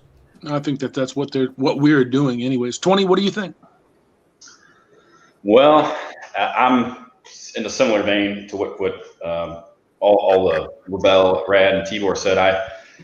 I don't know, man. I'm a bit of a nihilist, and I don't think there's any fixing it. Personally, I think that it's going to take a complete system crash and a reset. That's the only thing I see fixing anything. But I don't know. Again, like I said, I tend to be an optimist, but on our overall society and the history of the United States and Western society in general, I just think we're on the down slope. And kind of what R.A.D was saying earlier, our enemies are just waiting at the gate to take over. But short of a technological collapse or some coronal mass ejection or something like that, I just with the technology that's out there, kind of like what Garuda Ghost was saying and T.V.O.R, how easy it is just to get on here for women especially, and swipe right, left, whatever to find their fucking perfect Chad to date for the night.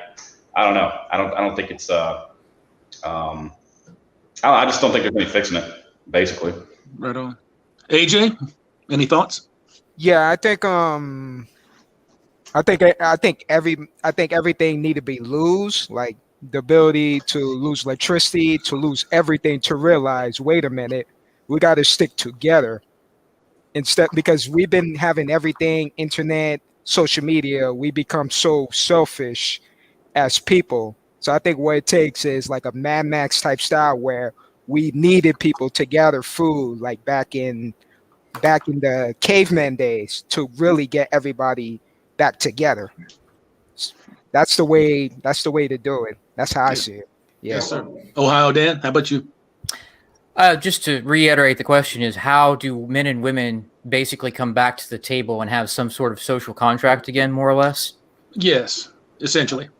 Okay. I think there's basically a theoretical and then a realistic example. The theoretical example would be get rid of no-fault divorce, get rid of the Duluth model. Boom.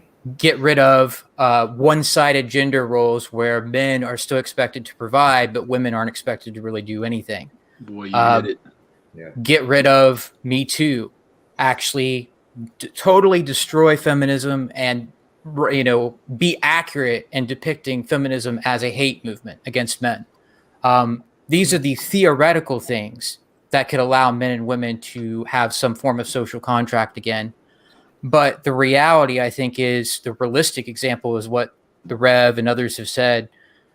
It's just going to have to come down, because women will never negotiate that down. They'll never support getting rid of no-fault divorce. They'll never make the institutional and procedural changes that are necessary to even go there. So that the end result is men and women aren't going to have a social contract until we have a different society, I think.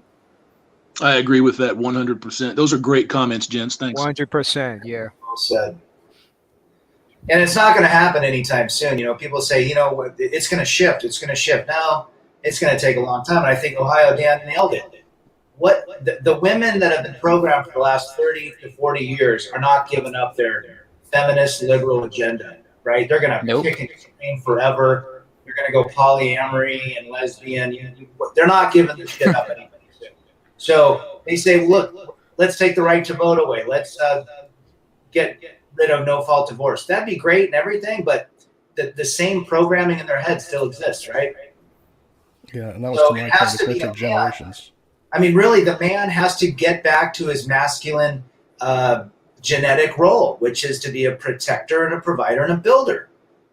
And a lot of men are scared of women. They're scared. That's why dating coaches exist, because these men are so scared to go approach a woman or talk to a woman because they're fear rejection. It was never like that. Look at the 40s in the Good Housekeeping magazines. Women were told how to be when their husband got home from work, what to dress, what to have on the table. They were instructed. Men used to spank women in the 30s. Yes, I know. Sean Connery style. Sean Connery. I mean, if you've never seen that interview with Barbara Walters, you've got to see it. I did see it, but there's actually articles about women doing exactly what they should to earn the respect of their man. Now it's completely flipped. Yes, sir. A lot of these men have not had the opportunities that some of us older guys have had too, right? I look at myself, I'm like a 5 on my best days. You know, if I was doing this today in this dating market with all this technology, we all know that it's people say 80-20 rule, but it's more like probably 90-10. So a lot of these guys don't have any experience with women, and that's why they're probably scared, to your point. You know, and it's so we've got a lot of guys that are you know, involuntarily celibate out there and don't have the experience that maybe we were afforded pre, you know, social media dating site technology. Yeah, I don't disagree with that. I think it's a little bit deeper than that. You know, when I was coming up in the first grade, I had a problem sitting down, you know, staying still to learn the lesson. And it was recommended to my mother that I be put on fucking meds. Wow. This is a program that has been going on for 40, 50 years now. It is an intentional program to emasculate and tame a man. Period. Or was that Ritalin? Would they try to put you on Ritalin? Yes. Yeah, see, I grew up through that, and they tried. I was a young counselor at that time, and they tried to, man, the devastating effects that I saw that was happening on the young Native children here in Saskatchewan, Canada, when they gave those kids those drugs. That's actually why I quit the job, because I refused to administer those drugs to those children. Yeah, it's fucking awful. Wow. I thought that stuff. Oh, go ahead. No, Ohio, go ahead. I'll go after you. I was just going to say, I thought that stuff was only going on since about the 90s. I didn't realize it was going on that much further into the past. No, that's been going on at least since 63, 64. Wow. Well, everything now is all about removing testosterone, right? It's removing anything that's masculine in its sense, the ability to create, to think on your own, to build. Testosterone has decreased 30% within the last 15 years. I don't know if you guys know that. I know it. All sorts of shit. But the reality is we are in a world that is trying to cancel men. Simple as that. I agree. I've said this before. I said, you know, the heavy lifting is done. So now you don't need the soldiers. Now you don't need the builders. Now you don't need all of these people that if you piss them off enough, they can take your power from you. And you're seeing it right now. You're seeing men being deconstructed. Well, yeah, and you look at old societies like Rome. How did Rome collapse? Everyone should know how Rome collapsed, through the promiscuity and the absence of masculinity. That's how it collapsed, guys. So we're seeing it now, and it's even more and more. And so I have two boys. I talk about my two 16 and 20-year-olds. And I don't school them on red pill awareness. I just ask certain questions. And why are the women today so self-absorbed? How come they take so many selfies? Why are they constantly online? How do you compete with a woman that's all got 500 orbiters around? You know, what do? My 20-year-old, you know, he meets some gals, but he says, Dad, these are shit shows. We don't date. We're 20 and he's a pretty alpha little 20-year-old, great basketball player, 6 foot tall, and he's having issues with women. And he's like, what do? I go, you need to stack your money and build skills right now. That's what. Damn right. Sure. Even the worst part, what I'm seeing from going in public, I'm even attracting chicks who are married and they're in a relationship right in front of their boyfriends. Yeah, and they just don't give a fuck. I'm like, what the fuck? I'm looking at the boyfriend like, look, your girl is checking me out. What are you doing about it? Leave her right now. Break her up.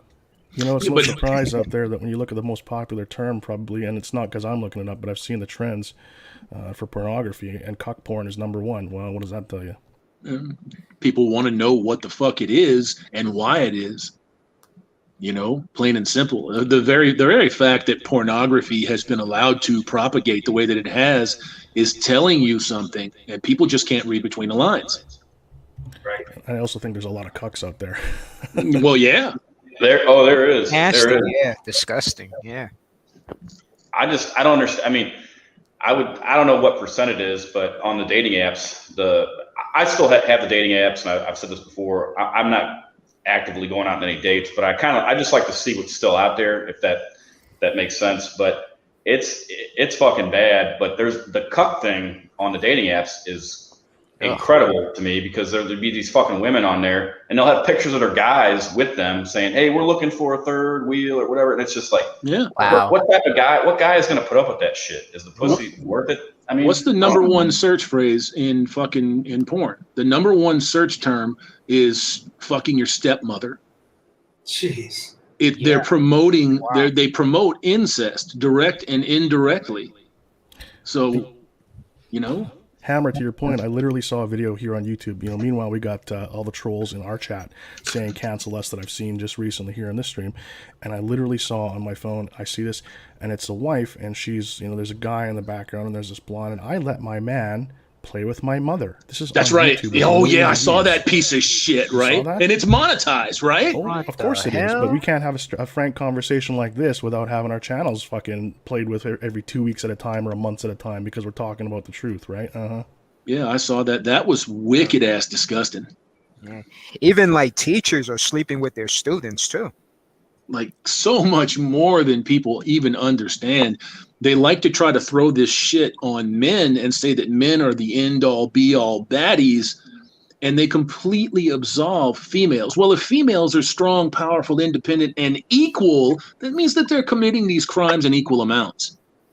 I love it. There's no such thing as equality until there isn't, right? Correct. So, the funny thing is, where I was going with it, but here's our number one asset. It's right here. It's between our ears. This is where we build us. And if we can't build it here, forget it. It's over. We got to build our mental and emotional faculties of strength, of overcoming, of rising above. And if we can't build that emotional mental bank account, forget it. And these cucks, they don't have that, because everything is externally validated, right? External validation is so important to blue-pilled, liberal-minded men. They have to seek validation from others, especially women. A real man seeks his own validation. And so we got to build that. That is the only skill that's going to help men move forward, or we're going to get back in the trap, get back on the plantation. Women are not stupid, guys. They're the smartest creatures in this world. They know exactly how to get a man, how to charm a man, how to manipulate a man, how to use their beauty and charm to get you back. They're not dumb. Never, ever think they're stupid. No, I never did. That's why I tell the men in my videos, I practice two things when I talk to them. I tell them celibacy, and you know, who the hell's going to go for that? Not many. And get your biology under control. Yeah. You know, if you can get your biology under control, and I'm not going to say that that's a big if. You have to recognize what's going on out here. You know, plain and simple. If that chick over there has the drip, Are you going to fuck her? No, of course you're not. Why? Well, because she's got the drip. She can contaminate me. Well, she can do that anyways without it. Yep. You have to recognize them for what they are. You know, and on a side note, STDs are spiking again for the 6th straight year, and females have added 600,000 cases by themselves. And don't forget the vaccinated shedders that you have to deal with now too. Oh yeah, the vaccination affected on it. Yeah. Oh yeah. Oh yeah. You know, the quickest way to weaken a man is to get him to think about the flesh. It's as simple as that. And porn is probably the number one tool of the agenda. The more a guy is addicted to that, his testosterone goes down, his self-esteem goes down, he's degraded, right? And he's weakened. And men, we love women that are naked. Because let's be real, we love sexual intimacy. But the way it's going now is out of control. It's destroying men. Yeah, true. And the things that you say, Rebel Against the Feet, that is also the reason why porn is free. I mean, like, you have, in this world, you have to pay for everything. Even the good things, even the healthy things, you got to pay for it. But porn is free. But this world became so perverted. Like, here in the Netherlands, since a couple of months, we have a new program for children. And little children are going to interview mature naked people. Whoa! Believe it or not. Fuck. And wow. Yeah, man. And you got to be careful what you are saying, because like if I would say right now like I see something sexual in it, and because it's with children, no, then I am the pervert. Then I am the pedophile. You get my point, right? So it's amazing. You got to be careful what you are saying, man. You know, something that you this mentioned. World is, the world is going mad, man. You said it's free. Yeah. You know, when something's free, that means you're the product, right? Yeah. So like Facebook and all these social media, you are the product. You think about what your drug dealer does. They always give it to you free to get you there, right? Always, without fail. So you know what's going on. You are the mark, and you're not wrong about that. Every motherfucker that is on that site, whether they want to admit it or not, everybody that's engaged out here with females in some way, shape, or form, let's say that they're afraid of them. They are the mark. That's the desired result. These are the tactics of the far left. How can we weaken and cancel men? And we've got to build our mental faculty. We've got it right here. This is how we do it.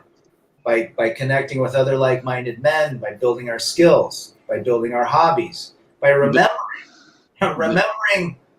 things. You know, we have a tendency, it's called the fading effect bias in psychology.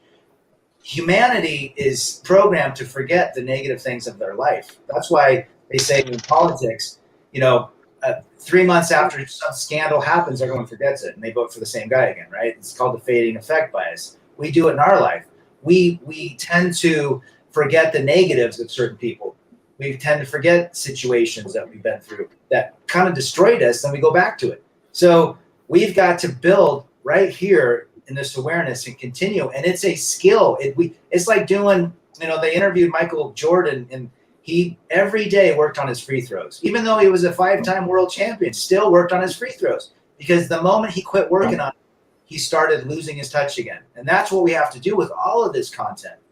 And listen and learn from others and continue to remember and remind us to take our pills daily and to keep working on ourselves. Well, they're even trying to get out in front of it with the CDC here. You know, the Centers for Disease Control, they're already floating the idea of not criminalizing, but pathologizing masculinity. It's fucking insidious. Well, it's fucking insane, but kind of like to piggyback off what Garuda and R.A.D were saying earlier. Yeah, I mean, for the people who have eyes to see and ears to hear, it's obvious what the fuck is going on. But, you know, porn is free, but no, we got, you know, all this debauchery and degeneracy is free. But no, we got to cancel T.V.O.R. We got to get fucking Hammerhand out of here, you know, and fuck these guys, you know. And wear your mask because it keeps you safe. Yeah.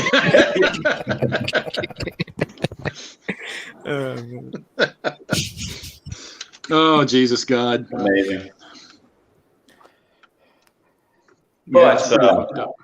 yeah. One other thing, and I know I'm drinking a beer here, so maybe I'm being a hypocrite. But another part, though, to the freedom thing, though, is like Rad was saying earlier, is physical activity, exercise, and nutrition. And AJ's he did videos in the past. Some of his workout videos were really great, and I think that's just something else that men keep in mind too. Is physical fitness and health is also another part to your personal freedom. Yeah, definitely. Because I want to show people that, on the side of me making videos, I'm just doing my thing. I'm doing things that make me productive. I'm not just some guy making random rant videos. I'm like, I have a life outside of YouTube. Oh, AJ, the treadmill, you remember, right? The treadmill part. Yeah, I remember. I knew you talking about. That was a funny video. Yeah. Gentlemen, 126 in the chat. Thank you very much, guys. I appreciate you. Big ups to that chat. It's 126 men that understand life. Yeah, and they're going to spread it around too. Yeah. Just only takes one person to help will help another and another and another. This is why we do it. Any guy that seeks to make money off this, I mean, look, if you want to write a book, great. I get it. Put in the resource, put in the hustle, put in the work. You should be compensated. But anybody charging, I've had multiple people email me and called me on the phone. The other night I had a guy call me from Illinois, and he'd been monkey branched, and I talked to him for an hour. I said, look, you didn't do anything wrong. This is female nature. This is what happens. Now you're aware. Now you can make the decisions and decide today that you're not going to end up in the same situation again. This is actually a good thing. She did a good thing to you. She woke you up at 38 years old.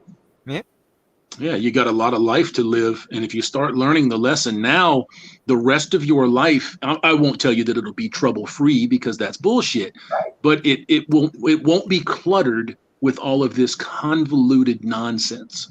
Right.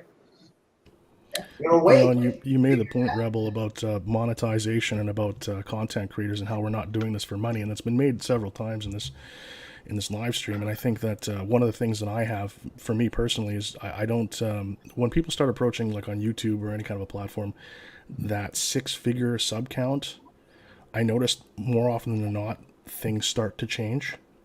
Because then that money starts rolling in and stuff. And so I really start to disengage with the messaging of those content creators, to be honest with you guys.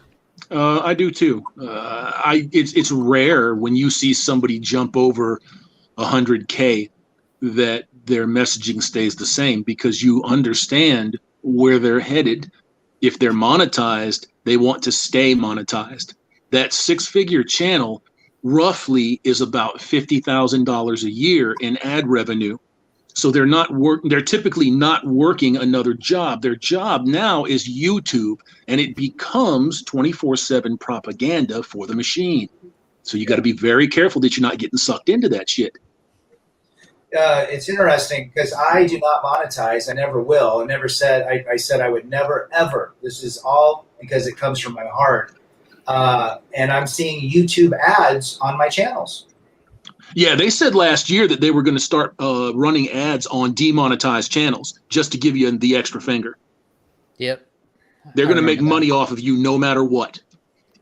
You just won't get any of it. Well, yeah, you made a good mention, both of you two, T.V.O.R and Hammer.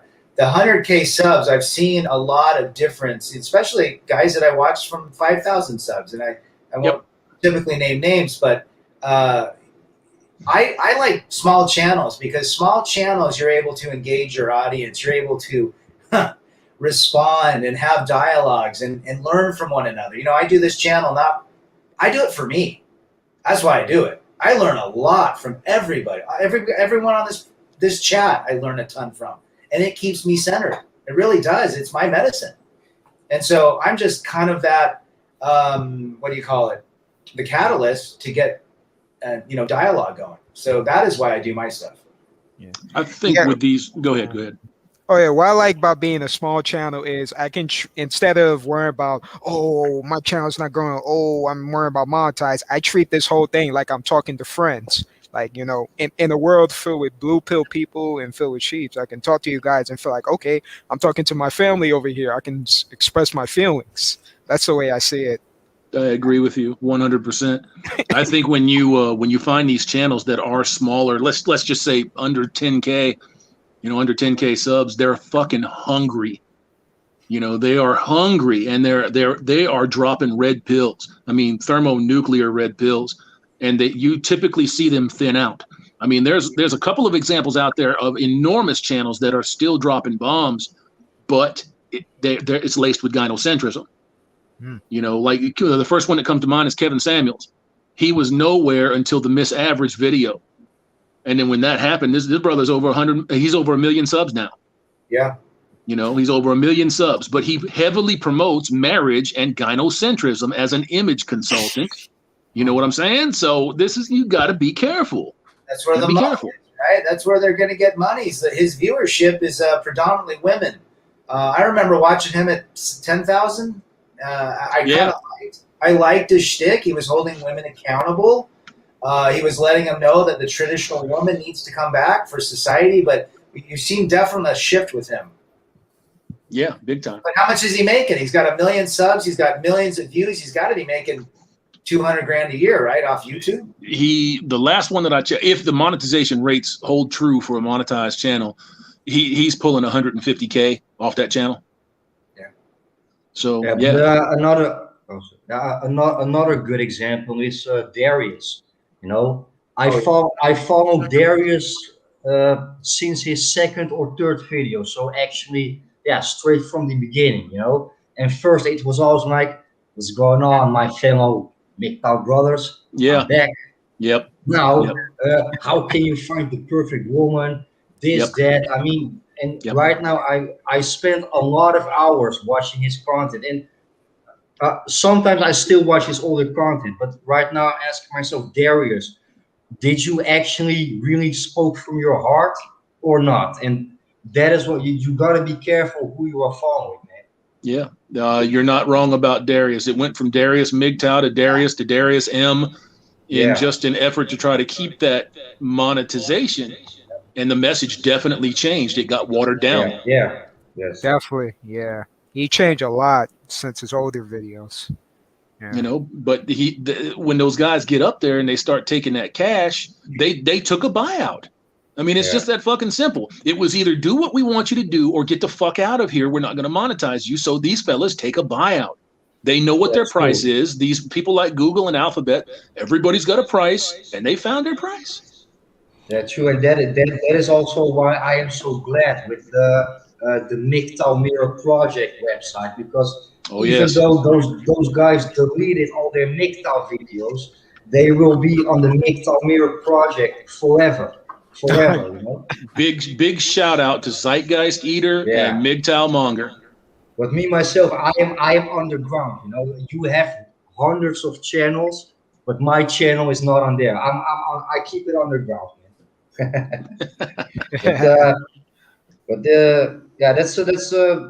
I'm really thankful for that guy that made that website, man. Including all the old school MGTOW channels, you can find everything there. Everything. Yes. Yeah. Some content creators don't like it because there are content creators, they say I'm not MGTOW anymore. I am former MGTOW. Those guys were never MGTOW in the first place. I agree. Yeah, I totally agree with that. It's just MGTOW can be used as a stepping stone and that's what men coming into the manosphere need to realize. That look, you got to watch out. There's a lot of snake oil salesmen or people that become snake oil salesmen as a result of using the MGTOW label, moniker, acronym, lifestyle, whatever you want to, however you want to promote it. But there are some pretty sure signs. The buy my book, why aren't you commenting enough? The money thing, all that shit. You guys know. I'm going to stop this goddamn stream if you guys don't give me some thumbs up right now. I'm going to play some obnoxious music. You know what I'm talking about, Hammer. Fuck that dude, man. When I heard that was it. Out. Unsubbed. See you later. I couldn't help but laugh my ass when I saw you say that. You were the one that pointed that out to me, and I laughed my ass. I was like, oh, you gotta be fucking kidding me. Oh, That is just obscene, man. That's obscene. You know, you go from struggling and struggling to get that base, to build that solid fucking base, and you just turn on them like that. You know? Yeah, give me my pheromone soap, you know, and all that shit. You don't drop it, bitch. Well, the authenticity factor really rears its head very quickly after probably 30,000 subscribers, you know? Yeah. And people begin to change because they start seeing the dollar signs. They see the popularity, the fame that comes with it. They get a lot of people that are, you know, fanboys and fan junkies. And, you know, I hope that never happens to authentic folks, because my original theme was to help as many men as possible. And all I cared about was 50 to 100 people that listened and I could share with them and help, because I knew by, you know, the powers that be that those 100 could turn into 1,000, and 1,000 people could help others, and so forth. So the reality is this, guys, we've got to put our purpose on the pedestal. We've got to seek what makes us have a better life and be a better version, and not allow anybody else to control us, not allow a relationship to be on a pedestal. The only relationship that needs to be on a pedestal is with yourself. That's it. And once you have it with yourself, you're going to succeed. And the suffering will not exist like it once did through our programming.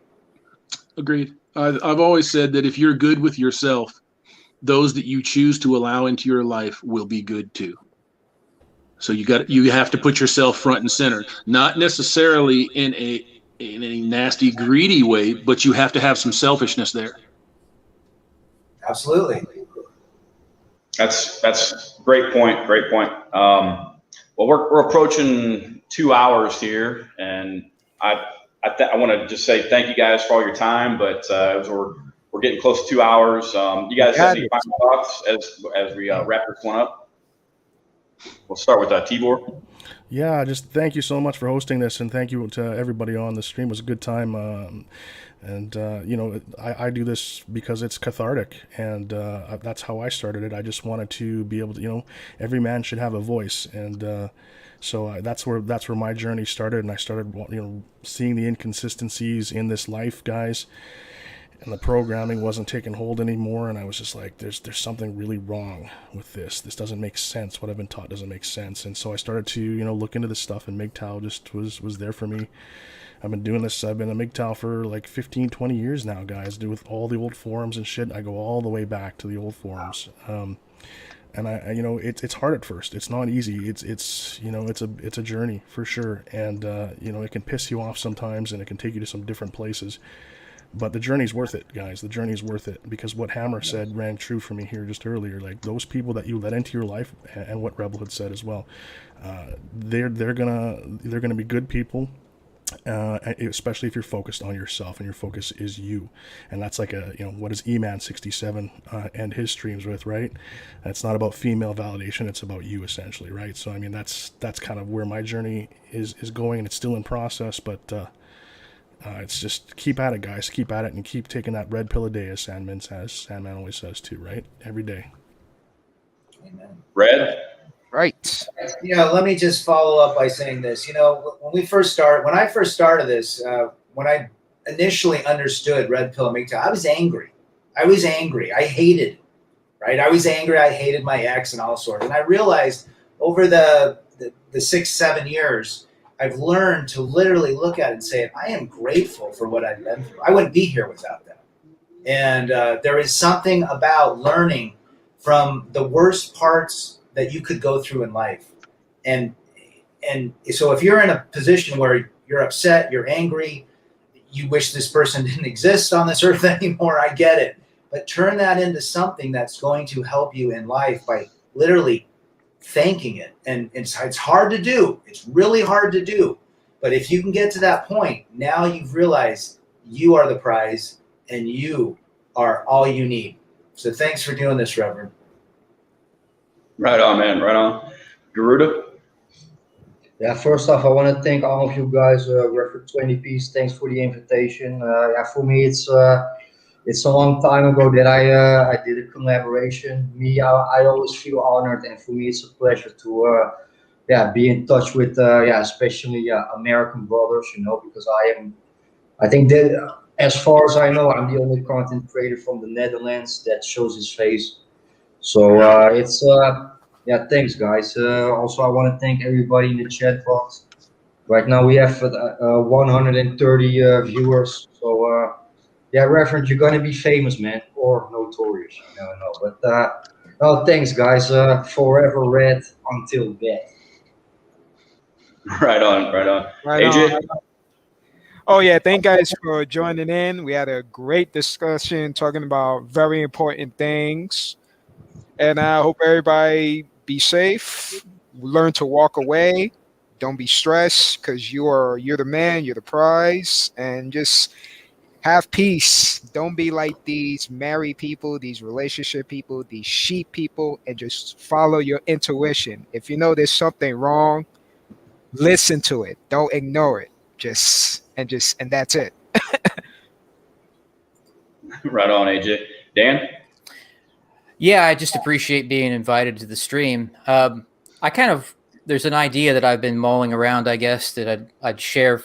I think other people can kind of consider it and think about it over time. Is really MGTOW and the idea of going your own way is about your own trajectory, right? It's not about necessarily where you are now or whether you can get laid or that kind of thing. One of the most common criticisms you see of MGTOW, of course, is, well, these guys would just go their own way anyway because they can't get laid. The reality is that you can build up your life so that later on, women are going to be attracted to your resources. The issue is when you get to that point, you don't want to do that. You don't want to sacrifice anything that you've been striving for just to let that be taken advantage of by people that told you, oh, you can't get laid and you don't deserve to be with a woman anyway. And so, that's something I've been considering more lately, is just that there seems to be that gap of knowledge or just this lack of realization that it's not about necessarily where you are now and whether you can get a particular woman. It's about what's actually good for your future. It's about what's actually good for your trajectory. And what's not good is to sign a marriage contract, live with a woman, have kids and all that when you're not valued in society and by women anyway. So that's just, like I say, it's about you. It's about your own trajectory, what's actually going to be good for your life. Don't worry about what other people are thinking in relation to your own personal choices. Awesome. Exactly, Dan. Thank you. Hammer, take us home, man. I just want to say thank you to everybody on this panel for showing up, for bringing your knowledge and your expertise in this. And sometimes that expertise is forged in a crucible, and it fucking sucks to have to sit there and lay yourself bare. But I appreciate your efforts. I appreciate everything that you've gone through to get to this point. I want to thank Reverend 20 Piece for putting this together. And that's about all I got to say, because I'm fucking old and stupid and I want to eat something. Right on. Again, one last time, guys, I appreciate y'all taking the time out on the 4th of July to join the stream, and everybody in the chat too that participated, and all the viewers. It's been fucking awesome. So happy 4th of July. Happy 4th. I'm gonna download this stream as soon as possible. Right on. Yeah. Feel free to share it, download it, put it in your guys' channels, however you want to do it. I'm always gonna share on my community page. I always share. If I'm not making videos, I'm either watching somebody's video and I share it if I love it. So I'm definitely gonna share the stream. Right on. Good shit. Hey, peace, gentlemen. Take care. Thank you, guys. Bye, everybody. Take care. Peace. See ya.